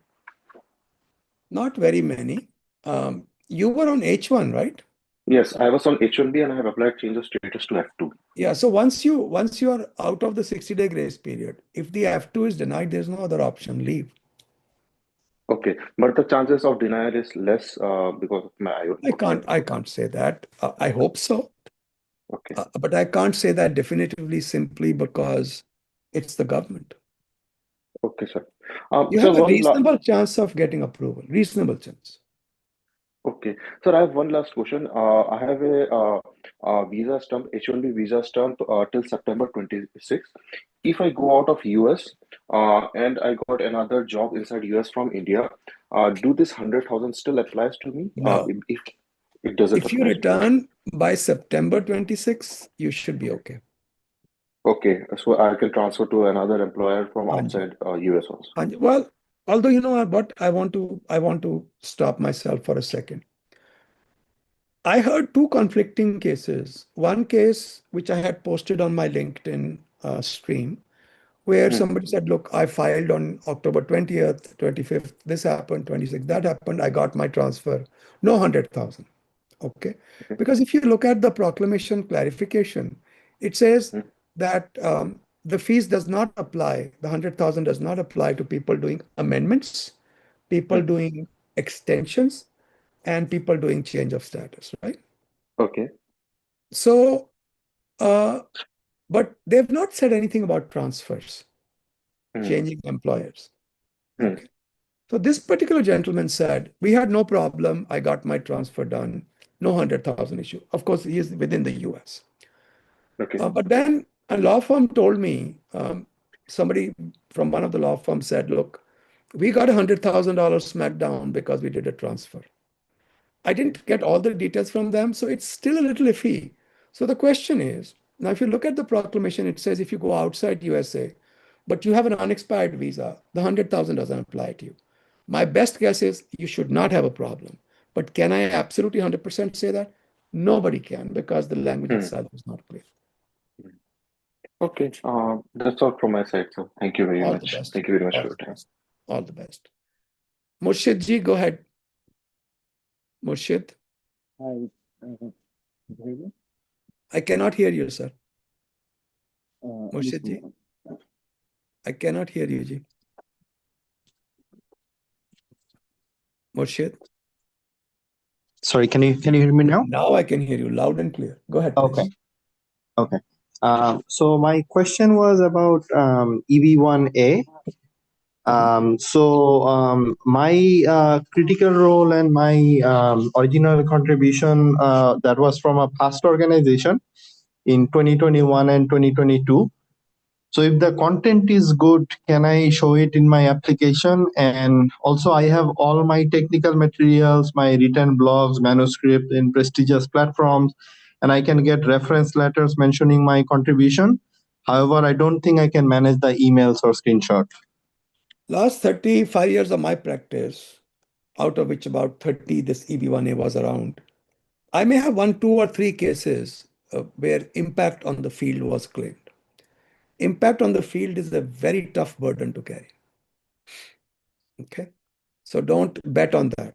Number 2, critical role back in 21, 22. Of course, it's allowed. There's no law that says your critical role must be now. But the problem is sustained national or international acclaim. You should be famous or useful or extraordinary for a sustained period of time.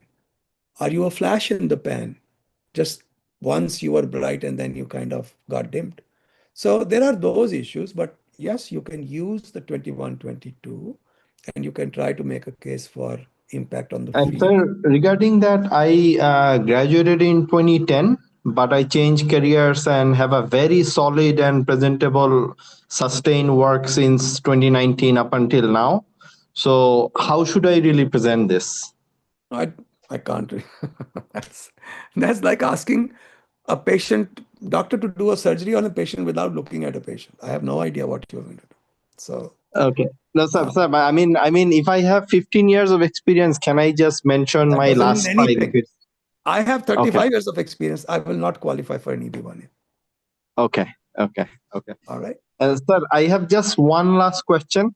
Make it quick, I have I'll okay. Sir, I have a prior Fulbright home residency does not requirement. mean, Acha, you have the home residency. You have not fulfilled that yet? No, I have 16 months left. I am a student now on F1. Acha, okay.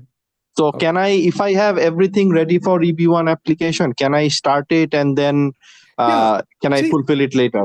If I remember correctly, we've done this before, where the 2-year home residency requirement was hanging, but we got the I-140 approved. I just can't do the 485, from what I remember. Okay.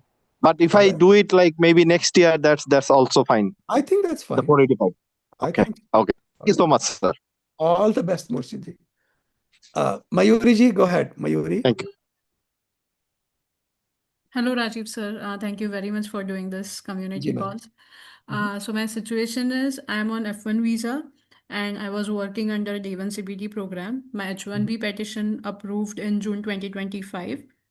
I got laid off in August 2025. My employer submitted revocation request in September 2025. So But before it kicked in, which is October 1st. Yes, yeah, that's correct. So on October 1st, my DSO informed me that my service record has been terminated due to approved change of status. And the DSO mentioned like to correct this issue, they will need the official withdrawal confirmation from USCIS. Yep, that's how it works.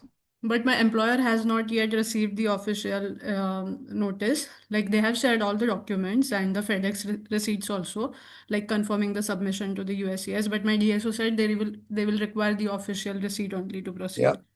So how do I get that withdrawal This is confirmation? only thing you can hope for is if your employer cooperates, go to the local congressman's office and tell them to please help. But they will not help because ultimately the petitioner is the employer. So if the employer participates in this, you might be able to get it done. Okay, and what would be the It's an local? unsolvable problem. It can't be solved. But then what is my current visa status like in this Nobody knows. Then- Nobody knows. Until how many days I can stay in this situation? I would say the unemployment 150 days together total. 150? 90 plus 60, right? 90 from first year of OPT, 60 from STEM OPT. Okay. And the last question, my husband has H1B with approved I-140. Would you recommend that I switch to H4 now, or should I just wait for the Okay. official notice? Can you repeat that? Yeah, I'm trying to think about what is the best way forward. I mean, I think your best way forward is to just go get an H4 visa stamp and come back, man. You can try doing an H4 transfer. I'm concerned about is there going to be a problem with the 180-day unlawful presence? Hard for me to say. Nobody really, this is such a weird situation the government has created, and they're not doing anything to solve it. Okay. Not much I can tell you. Yeah. You have Thank only you. two choices, stay or go. I would think about going my way. Going back? Going back, get an H4 visa and come back. Or is it recommended to do the COS and inside? Yeah, because you're out of status already. No? That is the problem. Okay. All right. Okay, yeah. Thank you so much. All the best. Bye. Ash, go ahead. Ash. Hey, Rajiv ji. First of all, thank you for doing this. And sorry, I missed the previous call out. But essentially, I'm reaching out on behalf of my friend. So she recently applied for initial OPT I-765 and got an RFE. And that was the RFE regarding missing of biometric.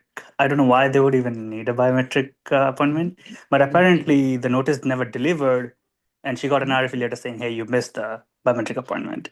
So that's puzzling first. The second thing, I believe she had a misdemeanor. That's why she got a biometrics. Yeah, right. So just wanted to understand what's the general pattern here, because she's not aware of it, neither was I. So I was like, let's ask Rajiv ji. Well, what can you do? You can try to contact the USCIS customer service, prevail upon them to send you another notice. Okay, I see.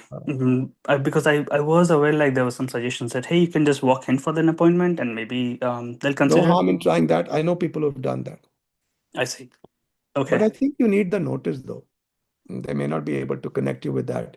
At least take your receipt, your application, and see if they can do it. I doubt it. Worth a shot. Yeah. So that's one thing. And then the second thing is, Rajiv ji, would you know, like in these cases? Like, what are the general chances of acceptance or rejections? Would they get in second RFE or something? Nobody can predict that. Okay. All right. All the best. Sure. Thank you, Rajivji. And again, thank you for doing this. My pleasure. Jeeta ji, go ahead, Jeeta. Hi, Rajivji. Thank you for hosting this. I wanted to know the best way in my case. So I was laid off on October 13th, and seeing people getting NTAs, I did file a B2 change of status from October 14 itself. And I was previously on STEM OPT, so I've only worked for a week after my H1B was approved as change of status. I'm currently exploring full-time roles, but and there are staffing companies reaching out to me. I'm currently interviewing with good companies as well, but waiting for them. I don't know if I'll be able to get an offer within the grace period. From a risk and compliance standpoint, is it safer to wait for the company since I've already filed a B2, or consider joining a staffing company possibly if I'm getting an offer within 6 months? I don't have any problem with staffing companies as long as they are honest people. They're not trying to play the system, and they're not. One example is if they tell you, "Oh, we have an in-house project, and we'll market you, or you can market yourself once we get the H1B approval." That's illegal. Unless they have a project, they shouldn't file an H1B. Okay. Okay. All right. Okay, got it. Thank you. Also, I have only one pay stub from the previous employer I think because that's fine, because if you worked for a week, you worked for a week. So what? All right. Okay. Okay. All the best, Ji. Thank you so much. You're welcome. Shrikant ji, go ahead. Shrikant. Hi, Raj. Sorry, like earlier you called Kisari. Who is my friend. He has a couple of questions I want to ask for him. Oh yeah. Okay. Yeah, So he went silent for some reason. I couldn't. Yeah, he is attending from mobile. Like he couldn't unable to No unmute. problem. So tell me, what can I do for you? So actually, like his H1B got revoked yesterday when he's checking online status, because like an FDNS visit happened in the March early of this year, and his employer got submitted the response 3 weeks ago, and that response got revoked yesterday when he's checking online. So he didn't receive the notice yet. So he would like to know what are the exact options what he has, and will it has any grace period normally if kind of a revocation happens. I don't remember. I don't think that if USCIS revokes, you have a grace period. But definitely needs to have a consultation with their lawyers. Talk to them. Ask them, what should I do? Because they know the details of what is wrong, exactly what happened. Okay. If there is any fraud or misrepresentation being alleged on the employees, he needs to know about it. So does he going to be? He didn't receive the notice yet. So does he's going to be today or tomorrow? He's going to be out of status, or like he's in a status? he's out of status the moment the case is revoked. Oh, okay. There's no grace period then. So can he he will definitely reach out to the attorney, but like the best moment is best thing he can do is he can immediately convert to the B2 today itself. I think it's too late already. Oh, he can try. There's no harm in trying, but watch for the 180-day grace period of unlawful presence, which will start on the day the case was revoked. Okay. So he would be also deportable. They can issue a notice to appear, put him in deportation, which creates all kinds of problems. So I think he needs to talk to a lawyer, sit down with them. Okay. All right. Yeah, sure. Yeah. All the best. Thank you. SD, you're welcome. Hi, SD? Rajiv. This is Hello, Shruti. Thanks for doing this again. Hope you're well. So my question is about travel. I'm planning to travel out of country for a few days for a short vacation. Okay. My H1B max out date is 11th April 2026. But my employer has not yet filed for extension because of the office is closed. Yeah, just get a letter from them that they intend to file for an extension. They can't do it right now because of the closure. Okay, and my stamp is valid on my old passport, but I'll be carrying my new and old passport both. I can re-enter, right? If it's less than 6 months of the visa expiry. Yeah, you can. Okay. And my follow-up question is about a title change, which happened early this year. Last year, I filed for my PERM with the old title, and later on, I got promoted. The title has changed, but my responsibilities have remained the same, more or less. Right. So for my extension, do you prefer that I also file for amendment for PERM? That's a decision to be made by your lawyers and your employer. Okay. When in doubt, be more conservative rather than less. Got it. It's not a lot of change of responsibility, so I Let think your this is lawyers and your employers decide. When I okay. have even a little doubt, I just amend. Got it. Thank you so much. That's all I have for today. You're Have a welcome. great day. Bye-bye. You too, ma'am. Bye-bye. Vinayak ji, go ahead. Vinayak. Hello, Rajiv. Thank you for doing this. Rajiv, actually, my H1B picked up this year, and my lawyer filed for H1B petition. But I got like after 4 months, I got NOID.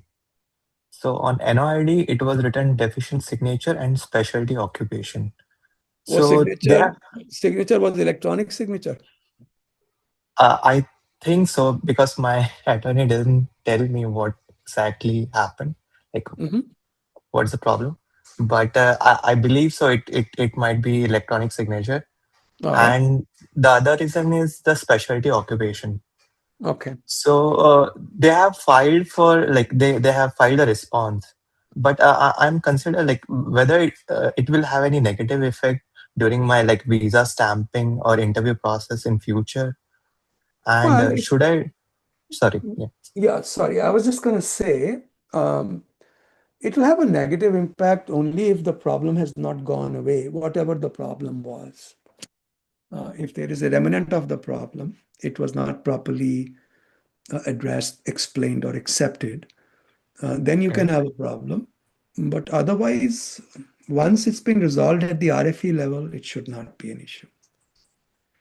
Okay. And like, yeah, so in this case, it's like, will it get approved? Like, do you have any? That, how can I tell you that? Okay.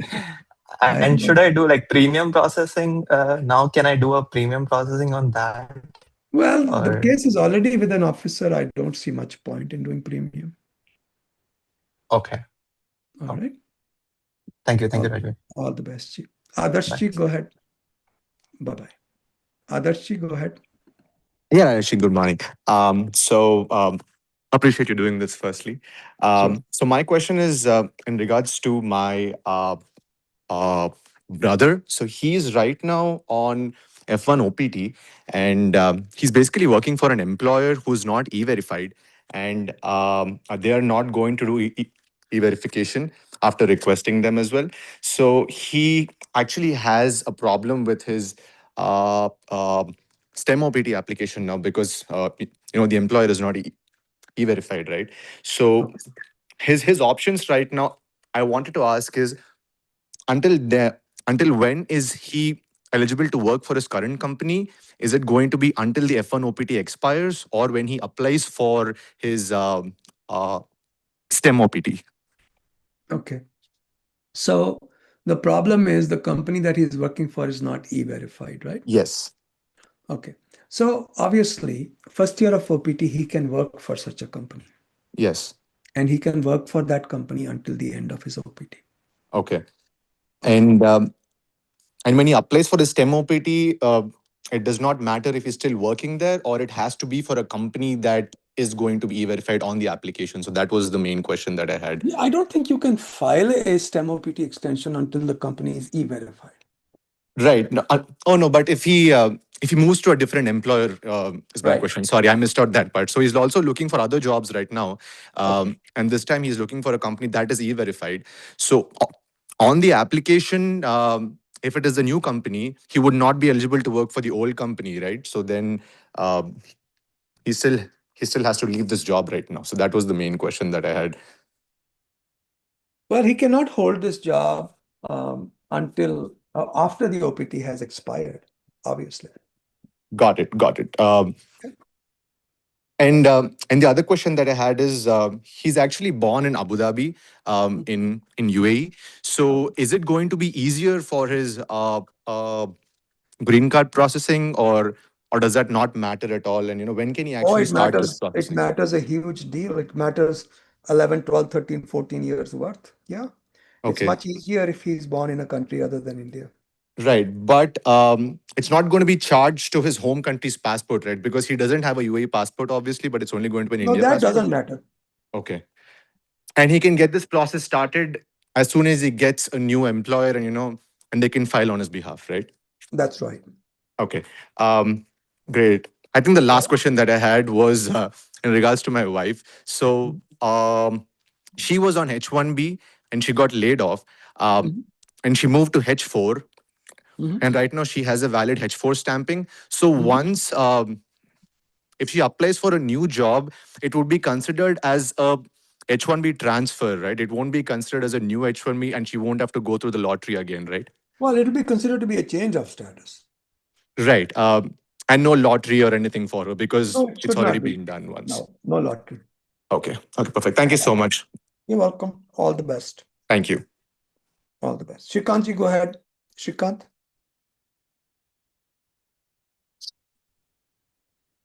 Hi, Rajivji. Srikanth Hello.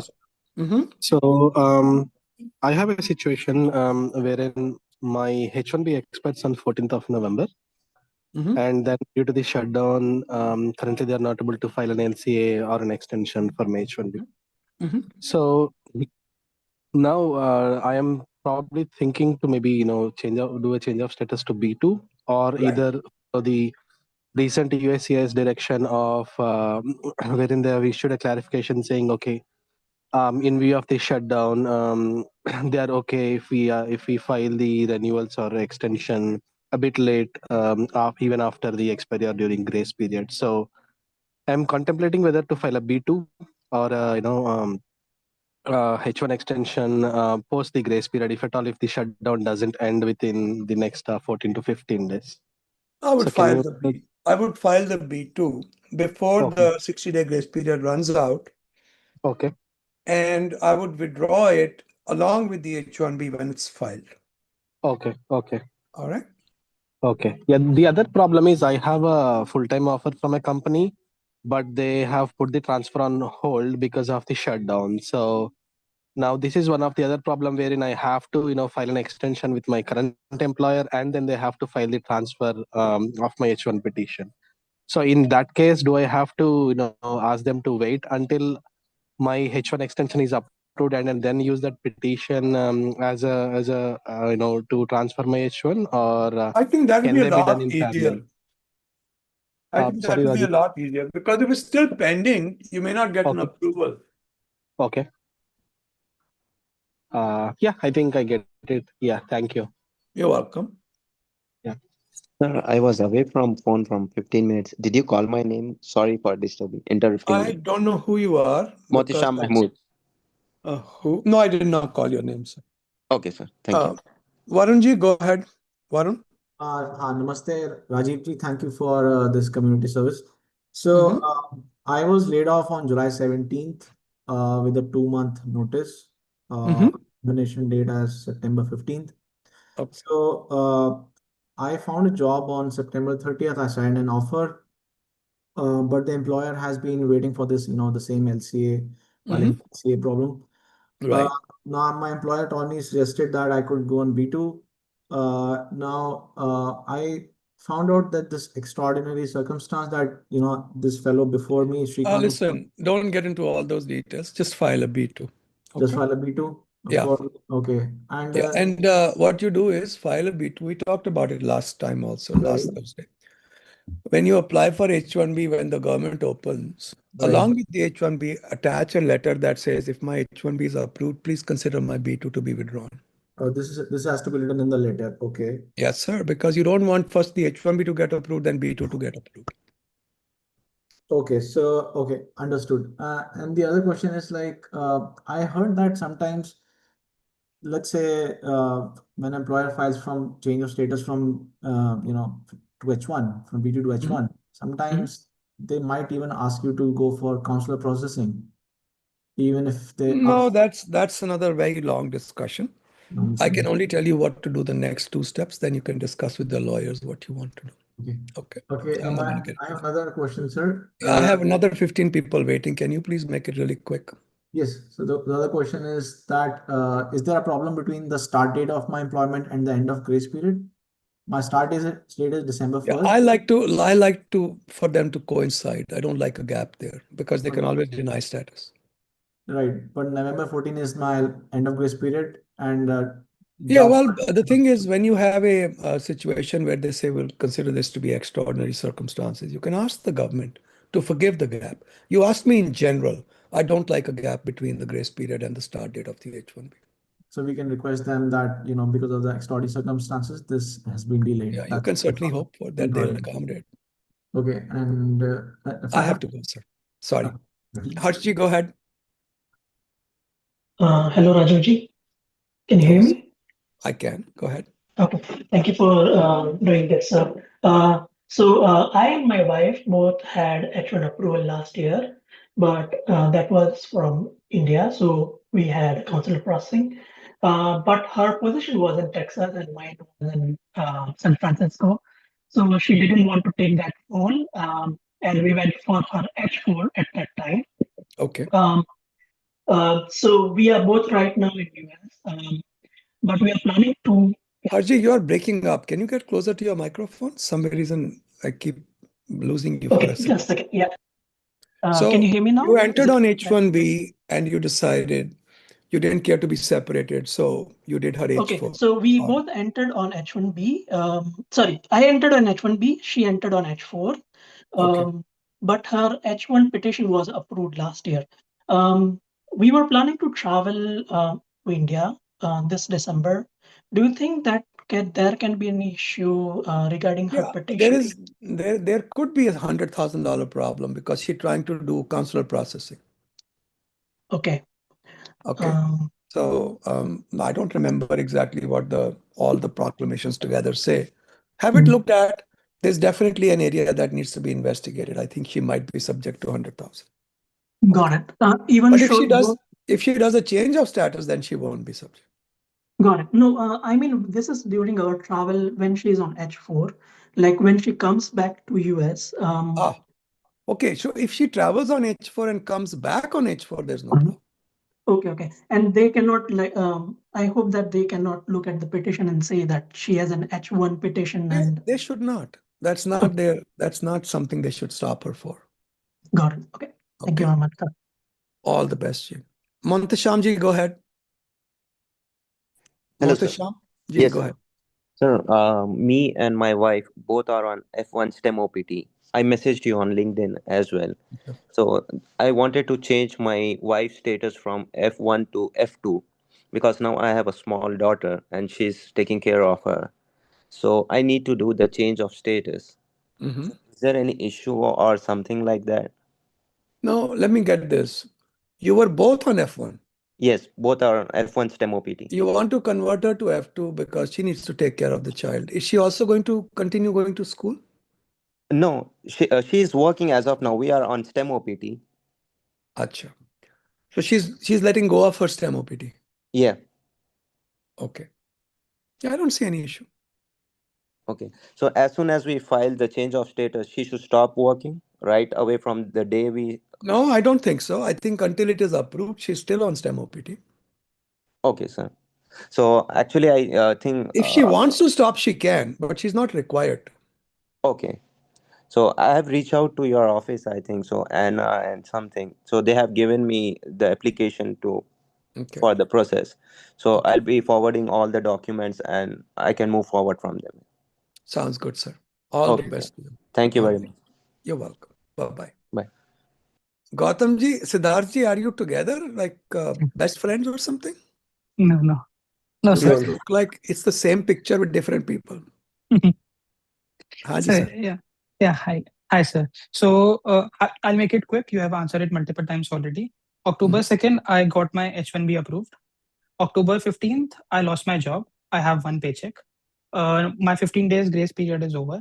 So, and adding to this, I have one thing. In my passport, I already have a B1, B2 visa, which is valid till 2028. So my question here is very simple. Should I proceed with converting to B2 now? Or should I wait till last 5-10 days or 15 days of grace period? Like, how should I proceed with that? Convert now. Convert now? and I might get an offer within the next 2 weeks. Like Then I have a strong withdraw. chance. At that time, withdraw. Okay. Okay. All right. That's it. That's it. Thank you so much. Best of luck, ji. Thank you so much. Hanji Siddharth ji, you are the second Hello. miscreant. Hanji. Thank you, sir, for your time. Ji. So right now I am on disability leave due to surgery, Oh. and I am on H1B extension. Like my H1B extension is filed and I have I-797, but my I-94 is expired. Will I have 60 days grace period in this case if the layoff happens? No. First of all, 60-day grace period comes in only if the case is approved. And the way 60-day grace period works is you have 60 days or the time remaining on your I-94, whichever is shorter. Okay. So in this case, should I change, like when can I change to B2 visa if layoff happen? So let me understand your situation. You're on disability, right? Yeah. You were before that on H1B, right? Yes. You have an H1B extension pending. Yes, I have a I-797, but I need to get stamping. So they approved your H1B, but they did not give you change of status or extension. They approved everything, but I need to go to India and get stamped. That's where I don't understand. So your H1B, when was your H1B? Which year was your H1B approved? First was 2022, now it's 2025. Okay. So from 22 to 25, you've been working on H1B. Yes. In 25, you got an H1B approval, but you did not get an I-94. Yes, I then went back to India to get stamping to update I-94. See, that's not required because normally when you do extensions, transfer amendments, etc., you get an I-94. Okay. I didn't get I-94 updated with that. Yeah, you need to talk to your lawyers because I don't know why would you not get an I-94. You could have a $100,000 problem. Okay. Talk to your lawyers, straighten that out, figure out why you did not get an I-94. And if they can still apply for a change of status, you don't have to go outside and get stuck with 100,000. Okay. But in this case, if something happens right now, can I change my visa status to B2 immediately? Should I do, or what should See, I if do? you're already out of status, you won't be able to do it. That'd be very difficult. Right now I'm working, like I have a job, like in case of layoff happen, I'm asking. Yeah, then you should be able to. But see, the thing is, well, I don't understand the I-94 part, Siddharth. So there's something weird. Oh, so in terms of I-94, I'm saying my date is expired on I-94. So then you're out of status. The moment your date expires, you're out of status in the United States. But I have I-797 for H1B extension. That doesn't mean anything. It should come with an I-94 attached to the bottom of it. Okay. On I-797, it has the date extended, yes. But if I get I-94 Do you have online, the I-797 courtesy copy or do you have the original A copy? Original copy. At the bottom of it, does it have an I-94 arrival departure record? Yes. Sure, 100%? Yes. Yes. Okay. So it came with an I-94. Okay, I was not aware of that. Okay, got it. Yeah, it came with an I-94. That means as long as that I-94 is valid, it should be whatever your approval period is plus 10 days. Usually that's what they do. Okay, got it. Okay, so if your approval is till, let's say, October 1st, 2028, your I-94 will be October 11th, 2028. Okay. But when I check I-94 online, it does not says that. Online you get when you come on CBP from through the airport. Got it. Once you're inside the US, it's USCIS who gives you the I-94. Okay, that doesn't show up on the CBP system. Okay, got it. Okay. So in this case, you will get 60 days grace period, yes. Okay, got it. Right. Thank you for clarifying. Yeah. You're all the best. Thank you, sir. You're welcome. Vasudevji, go ahead. Vasudev. Hey, hi Rajivji. Thanks for hosting. So recently my STEM OPT got denied. Reason being my university DSO forgot to recommend STEM OPT on I-20. Yeah. So since I am applied for H1B petition consular processing, the DSO issued an I-20 with the cap extension. And in all the service portals, it got, I mean, my initial first year OPT got extended until April 1st. So is it valid and correct? And if my H1B will up, if my H1B is approved, But then how could you get, see, cap extension is different. STEM OPT is different. So what you got is cap extension for 1 year. 6 months until April 1st. But typically you're supposed to get for 1 year, right? Because the law changed. So the problem is, I'm losing this one. You applied for a STEM OPT, right? Yeah, I applied for STEM OPT. And the DSO messed up. They forgot to recommend you. Okay. Correct. Because of that, your STEM OPT was denied. Yeah, exactly. Okay. When was your OPT expiring? Expired on July 7th. So it was after April 1st. That means you get the cap extension, even if STEM OPT is denied, right? Yeah, correct. So I spoke to one of the attorney and he said that he don't think like if I applied for H1B in a consular processing, cap will be is applicable. That is absolutely correct. But so unless you apply for change of status, you should not get cap. Yeah. So when I spoke to this exact question to my university DSO, she said, no, that's not like, even in the service portal it got extended. And in my portal also it got extended. Something is not right. I can't really tell you what is wrong, but there are multiple things that don't make sense. Yeah, so I have 33 days left for to reply motion to reopen or motion to reconsider. So what should I do that? That's an impossible question for me to answer within the time that we have here. Let me think about this. So your H1B was never filed or approved, right? Yeah, it's petition is Sorry, your change of status was never filed or approved. H1B. Yeah, H1B petition is filed under consular processing. Filed consular processing. Right. I'm waiting for the approval. And by the way, even before expiration of my expiration of my initial first year, I applied for H1B. Hold on. The problem is, if you have to go outside for visa stamping, you're subject to 100,000. Oh, really? Okay. So you have to figure out a way to get back onto F1. Okay. So in that case, I have to go back to school again. And then, yeah, I had one more question here. So if I go to school again, since my STEM OPT got denied, so again, I'll get a chance to reapply for the STEM again. You have the STEM OPT. You said, when was it denied? Do you know the date? Yeah, it's recently, October 14th. Yeah, so you have 33 days to file for an MTR, right? Motion to reopen? Yeah, correct. But my attorney says that just wait for university DSO, whatever.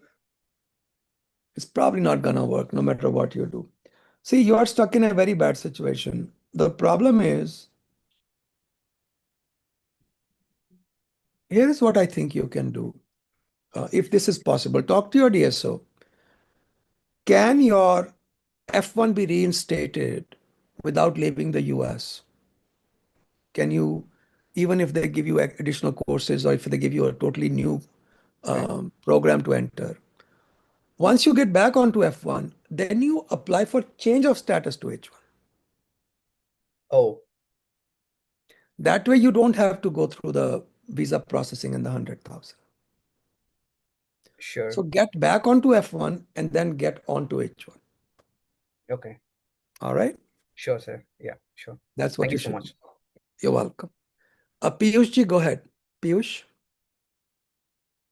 Oh, hello, Rajiv ji. Thank you for doing sir. this. Of course. So I'm currently on my OPT, which ends on 24th December. My H1B got picked this year, but unfortunately, I received an RFE on the case.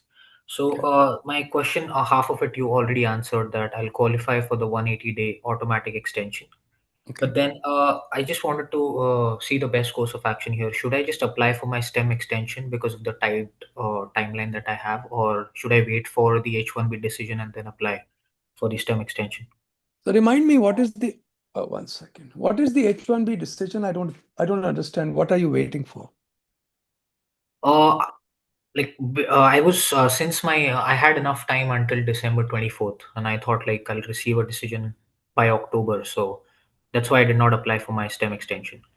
But now since the RFE, it's just taking time, and I'm just thinking like, what should I do?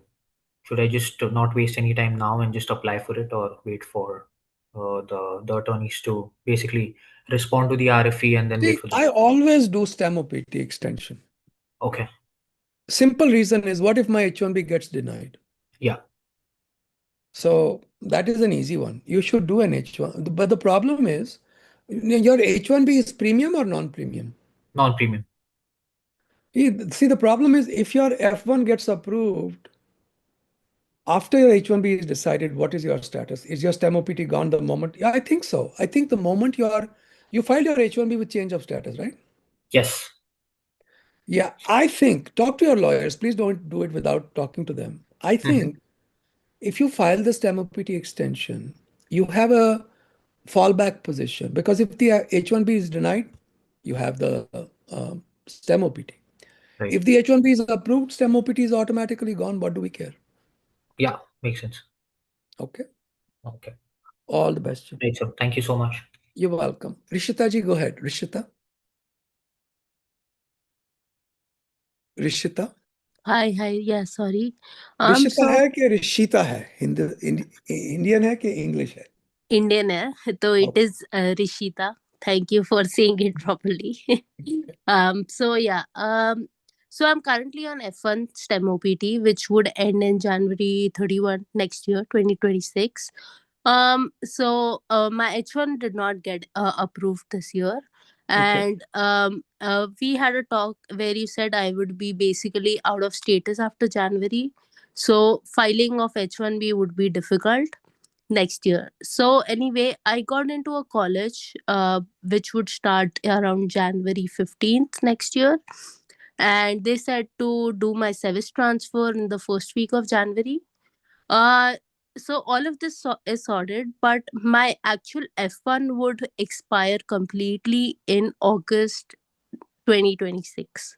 So my question is, for refiling that F1, can I do it from here? Yeah. One question. See, And right now, the law is the same as it was before. There's no change in the regulations. They're still pending. Under the old regulations, you do not need an F1 visa to have F1 status. You can continue going to school even if the visa expired 10 years back. oh, okay. Oh, Okay. okay. Yeah. So that's not an issue. Oh, All right? okay. So I won't have to file an extension or anything? Not right. Well, you have to, they can roll over your service. If you are still maintaining F1 status or OPT or STEM OPT, they can roll you over into a new program. Okay, yeah. Okay. So Visa once is I'm not. rolled, yeah, then in August. Okay, cool. Yeah, Thank you so much. You're welcome. Ashutosh ji, go ahead, please. Ashutosh Mishra. Hi, sir. Thank you so much for doing this. I'm Ashutosh's sister. Actually, he joined through the call, but I'm joining in because he has another call to attend. So basically, the question was for me itself. So previously, I was on F1 STEM OPT, and my H1 got picked, which got approved on 1st of October this year, and my status was changed. But on 3rd of October, I was laid off, and since then, basically, I'm on my H1 grace period. My spouse has I-140 approved, and given that I'm nearing my end of grace period, I was thinking of filing for H4 EAD. So just wanted to understand how the entire situation would plan out, if because I'm currently actively interviewing as well. So if I file for H4 EAD now, and I get a job offer in another few days, would that be considered as H1 transfer? Okay, Or would I have? hold on. So this situation presents one difficulty. When you are in between statuses, you can't change status. Okay. Your 60 days is gone. H4 is not yet approved. You can't really get status in the United States. Okay. So And if you can't get status in the United States, you have to go for visa stamping. You have the $100,000 problem. So Okay. if you go for H4 transfer, then you have to wait until H4 is actually approved before you can expect that your H1 will be approved within the United States. That's it. Okay, so it's not like if I have filed for H4 EAD, I cannot really initiate H4, H1 basically transfer of status. You can initiate, but you won't get it until the H4 is approved. And H4 EAD is not something that can be approved by We premium don't care processing. about H4 EAD. We just care about the H4 status. Okay, yeah. I mean, like that would not be approved until like by premium processing. So Yeah. it would take its time, like however long it's Yeah, gonna somebody take. said that they were doing the math about July to October, something like that. It's like 4 months or so. 4 months or so. Yeah. And how would it be like if I basically file a change of status to B2? Is that something that I It's can? about this. Look, it's unpredictable. So another thing you can do is you can go get an H4 visa stamp and come back. Okay. H4 EAD visa stamp and come back. No, you won't get EAD outside the US. You get the H4. Come back. Now you are here on H4. Somebody wants to file an H1 for you, they can do it tomorrow. Okay. Okay. Otherwise, I would have to wait until like, H4 is my approved. H4 is approved. Yep. Okay. Yeah. All right. Thank you. You're That's all. welcome. Thank You're you. welcome. Riya go ahead. Riya Reddy. Namaste, Rajiv. Thank you so Namaste, much for ma'am. your time. Of course. I'm an F1 student who had an approved OPT authorization, and I secured an internship aligned with my field of study. I traveled to India during my OPT period and attempted to return to the US through US pre-clearance in Abu Dhabi. But CBP cancelled my visa under 22 CFR 41122H3, stating concerns that my internship might not qualify as valid OPT employment, and therefore considering me beyond the allowed unemployment limit. I was sent back without any expedited removal order or fraud finding. Only they said that the administrative, only the administrative visa cancellation stamp in my passport. I'm seeking guidance on whether I must apply for reinstatement of F1 status, or if I can apply for a new F1 visa directly, and what documentations would be best demonstrate valid OPT employment aligned with my degree program. How long have you been in the United States? So I went it's almost been 3 years. You did a master's degree? Yes, sir. I did a master's degree. Okay. They canceled your visa, right? Yes, sir. So there won't be any reinstatement. You'll have to apply for a visa. Yes, sir. Okay. Can I again apply for a F1 visa or? See, the problem is this, Riya. The problem is you already have a master's degree. Under the new proposed regulations, you're not allowed to do 2 master's degrees. There may be some exceptions that I don't remember. So what is your field, ma'am? Sir, it's medicine. I was a dentist in India, and I did my master's in healthcare management and informatics. Okay. Yeah. See, what degree would you come for? PhD or master's? Second master's is frowned upon. PhD, if you really are interested, by all means, it's worth a shot. But there's no guarantee you'll get a visa, unfortunately. Okay. So can I challenge or reapply, challenge the decision in court? You can definitely try. This issue can be re-agitated, saying this doesn't make any sense. What did you just do? But here is the problem. By the time the issue is decided, your OPT 90 days would be over. Yes, sir. You're only allowed to be out of work for 90 days, right? Yes, sir. So 90 days would be over by that time. So then this whole idea of trying to protect your F1 visa would be useless because you won't have a course to come back to, right? When does your current visa expire? It was till 2028, sir. my F1 visa was still 2020. Yeah, it might still be worth fighting it because you could try doing it reinstep. It's a very complicated situation. I don't have a very good answer for you, Riyaji. Yes, No matter what you do, there is an element that it might not work.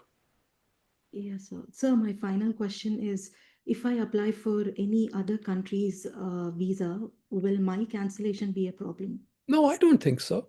Because this is not a cancellation based upon anything fraudulent or misrepresentation type. So, okay. Thank you, sir. Thank you so much for your time. You're welcome, Riyaji. Best of luck. Panditji, you are back. Pandit. All right. Snehalji. Snehal. What happened to everyone? Deep. Deepji. Gone. Madhur Shetty. Excuse me, sir. Can I speak on behalf of Snehal? She's my friend. I guess she is not on the call right now. Pakka friend. Yes, yes, yes. Pakki. Yes. Close friend. Okay. You can. Yes. So what has happened? Her H1B visa is going to expire on 8th of November, and उसका अभी तक LCA file नहीं हुआ है. किसी का भी नहीं हुआ है मैडम, उनका ही नहीं, वो किसी का भी नहीं हुआ है. हाँ, तो अभी तक रिन्यूअल प्रोसेस हुआ नहीं उसकी वजह से. And what are her options after 8th of November if this is like federal shutdown continue रहा तो? B1 B2 करवा दो उनका. But then B1 B2 के बाद जब ये हम लोग ने बहुत बार डिस्कस किया, आज भी डिस्कस किया है, पिछली बार भी डिस्कस किया है. So just listen to the recordings and actually just run it through AI and go to the right spot. So but just one question. That's After the only B1, option, ma'am. That's what I recommend. बाकी आप लोगों की मर्जी. Okay. Hello, sir. Thank you. Can I jump in? Deep, go ahead. Yeah, Deep, go Sorry. ahead. So I have a different question than any of these guys. So basically, we've been in the UK for quite some time. Okay. And I ran a company, but it's a one-man band. Okay. Since 2013. All right. So I don't have any employees as such. All right. Now I'm here on an F1 CPT. But you're not a UK citizen, are you? I am a UK citizen, but I was born in India. That doesn't matter. Because I was thinking of an E2 visa. If you wanted to invest $150,000, you could do an E2 visa. Yeah, but, E2 is one option. But what I was getting to was, can I go down L1 if I establish Single a employee company? company, almost impossible. Okay. Yeah, that's all I wanted to know. Don't waste your money. Okay. Thank you. All the best, Ji. Madhur Shetty. Madhur. Hello, sir. So I was going to then apply. This is a follow-up question. So if I apply for H1B extension in next year of May, with my wife being on the same petition for H4, and we also apply for her EAD card, premium process, everything, does the H4 still come as premium? No. And the EAD, so both of them would take their own time. H4 Yeah, they're and not doing that. That agreement expired in January of this year. Okay. So in that case, if you get lucky, they might, but so it's not. If my H1 is approved premium within 15 days, and she can still stay on the receipt notice, Yeah, right? because she has an H4 pending, sure. Okay. And then in the case that the I-94 is short, because I've heard from my friends who have been here for some time. So this would be my 6th year going on to 7th and 8th year. So 3 years if you count that on H1B. So I've heard that people are getting a shorter my few friends got a short I-94. No. There must be look, if you have an I-140 approved and you are applying for an extension, you should get the entire 3 years extension. No, for the I-94 will be for 3 years. Because one of my friends, okay, hold on. Don't talk about others. Talk to me about you. So I have a question, Madhur. Yes. Slow down. Let me understand what you're saying. Have you held an H1B for 6 years? Yes, this would be my. So the only way you're getting extensions is because your green card is going on. Yes. Is your green card at the I-140 approved stage or still not there? Is I-140 F40 is approved. I applied for 485, but haven't got biometric or any of. Okay, if you have applied for 485, they'll only give you H1B year to year. Okay. Okay, but I would ask for 3 years. There's a little bit of a gray area in the regulations. I would ask for 3 years, but ready for 1 year. So then then for the H4 would come in any time within that year, right? H4 and H4. Whatever time you have, that is the time your wife will have. Okay. All right. Okay. Thank you so That's much. how it works. You're welcome. Bye-bye. Bye. Darshana ji, go ahead, please. Darshana. Vasudev ji, go ahead. Sorry, sir, I forgot to ask few questions. So since my OPT, STEM OPT got denied, so I have to stop working and go back to school by reinstating the F1. Ma'am, 1 second. I'm talking Sir, to someone. Darshana this side. Yeah, Darshana, wait. Vasudev ji, go ahead. Keep going. Yeah. So I Okay, have sir. to talk to my college DSO and reinstate the F1 and do some courses, or with the attorney help, I can reopen the a motion to reopen or motor. I'm not sure attorney help by itself is going to do anything. But if there is a possibility, then definitely you should try it. Although I'll tell you something, in these cases, it's very difficult to save unless the DSO gives a letter saying, I'm sorry, I screwed up.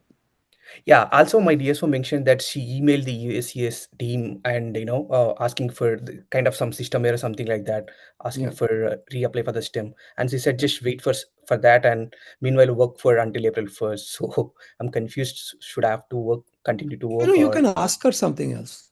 You can ask her, can you give me 3 credits more to finish so that my finishing date is delayed? My graduation date is delayed. Okay, in that case, I will continue by taking this CPT, permission. Yeah, just do 3 more credits and then convert back to. So in that case, am I eligible to reapply for the STEM again? Well, because the problem is if it was first year OPT, then it would be no problem. For STEM OPT, you have a deadline. You have to apply within the time period of your OPT. Your OPT has already expired, right? Correct, sir. Yeah. I don't think you can, unless that I don't think you can do anything. I think going back for another program, CPT is the only thing that makes sense. Okay, so and she's like I asked like twice or thrice, and she said that definitely can work since you're in the service portals everywhere. It got extended until April 1st. No, I don't know about that. Okay. I can't really tell you what to do because I don't know what the DSO is doing. Okay. I don't understand this. Okay, sure. So with the CPT, I can work, and then I'll go back to F1. I'll do some courses, and then how about H1B? Sir, you said do some kind of change of status. That point I didn't understand. So the idea is that if you are maintaining F1 status, okay. Now you have F1 status. You already have an H1B approval, right? Not approval. In pending actually. Pending. Still waiting for the approval. Okay, so if the approval you have applied without change of status, correct? Correct, in the consulate. Yeah, so when the H1B is approved and you're still maintaining F1 status, you can apply H1B again, asking this time for F1 to H1B change of status. Oh, perfect. So the next year I'll go for the lottery. So since I'm in the US, there is no. You won't have to go for the lottery, no? You already are done with the lottery. Oh. The problem is if you are not given status in the US, you have to go to India to get a visa stamping. If you go for visa stamping of H1B, you have $100,000 problem. Okay, correct. In order for you to avoid that problem, you have to change status within the United States. Oh. In order to change status, you must have a status like F1 to change from. Sure, perfect. Got it. That's what I want you to do. Sure, sir. Definitely. Yeah. Thank All you so the much. best. Yeah. Darshana ji, go ahead. Darshana, go ahead. Hello. Yes, ma'am. Good afternoon, sir. Good afternoon, ji. Sir, recently on 11th August, my F1 visa got rejected under Section 214B, and I applied that on the basis of unmarried because on 30th April I got married. And it was impossible for me to change the documents. Thus, I'm confused that whether I should apply for F1 visa or F2 visa in November, December, or tourist visa, as my husband lives on F1 visa in US and New Jersey. So, what should I do now? You see, this is the problem with people applying for F1 too close to their marriage. Government looks upon it as somebody trying to be smart with them. Okay. Okay. So if you try for an F2, they can raise the same problem because 214B has the same issue on F2 as it did on F1. Do you have a choice? You have no choice. You can try for an F2, see what happens. B1, B2 is not an option. Tourist is not an option. Nope. So should I apply for change of documents as per my marriage? Like my name was Darshana Jangir, and now I'll be Sharma. Ma'am, you have to tell the truth, whatever the truth is. Okay. Okay. So I should apply for F2 visa. Yeah, that's the only option I see, ma'am. Not F1. You already got a 214B denial. I think it's a very long shot. You'll get it approved. Okay. Thank you, sir. You're welcome, Ji. Folks, I'm not sure who is here, who's not here. So, Vasudev, Shrikant. Sir, I just one last thing. So if I go back to F1, so am I still eligible to get to apply for the STEM OPT? No? No, that's gone. All right. Okay. So then how can I? Okay. I have to go now. Okay. Oh, okay, sure. Shrikant, Pandit, Yeah. anybody has a question before I go? Yeah, Rajiv ji, I have a question. Listening to the conversation in today's session, I'm on H1 here, as I mentioned before, and my extension got approved recently. And my visa is over because, I got my H1 picked in 2022. It was till October 2025. Now my extension is approved. I have an approved Yeah, petition. you don't have 100,000 problem, Panditji, because So my wife, she would be applying if she applies for H4, but I don't have a visa stamp right now. So can she apply for H4 and yeah, get she it? can apply because there's no law that says she cannot. But the consulate can always say, Pandit, go and get your H1B stamp before we give her the stamp, which is okay. You can go to India, get a stamp. Together you can come back because you don't have $100,000 problem. You have a change of status. Okay. Okay. And one last question, sir. If as previously asked, if her F1 gets rejected and she comes here on H4, and then we convert her change of status to F1 again, so will she be eligible for OPT, STEM OPT? Yes. Yes. She won't be having any issues later, right? No. All Okay. right. Thank you. Thank you. All the best. Thank you so Yeah, much. Shrikantji, make it really Rajiv, quick, quick please. question. Yeah, I'm currently with my employer A, where my H1B renewal was applied in the July. It is still under processing, under regular processing. Where I got an offer from employer B, and which got H1B also got approved. Shrikantji, were you a lottery case? No. I'm on 140 approved, and it's my third renewal. Okay. Yeah. So you have an extension pending, and you got another job. Yeah, extension pending. Still, I'm working with this company, but I got an offer, but I didn't opt it. But they already filed my H1B, got approved until 2028. It is expired. So my question is my current company have a situation where they may see some layoff. So if I got laid off, so I can go and if they offer the position, I can still go and take that opportunity with that without any new application.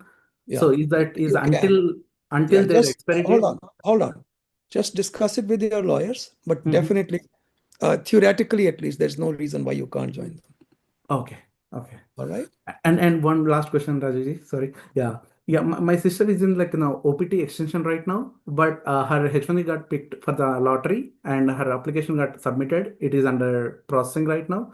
So she's with the same employer who applied until today.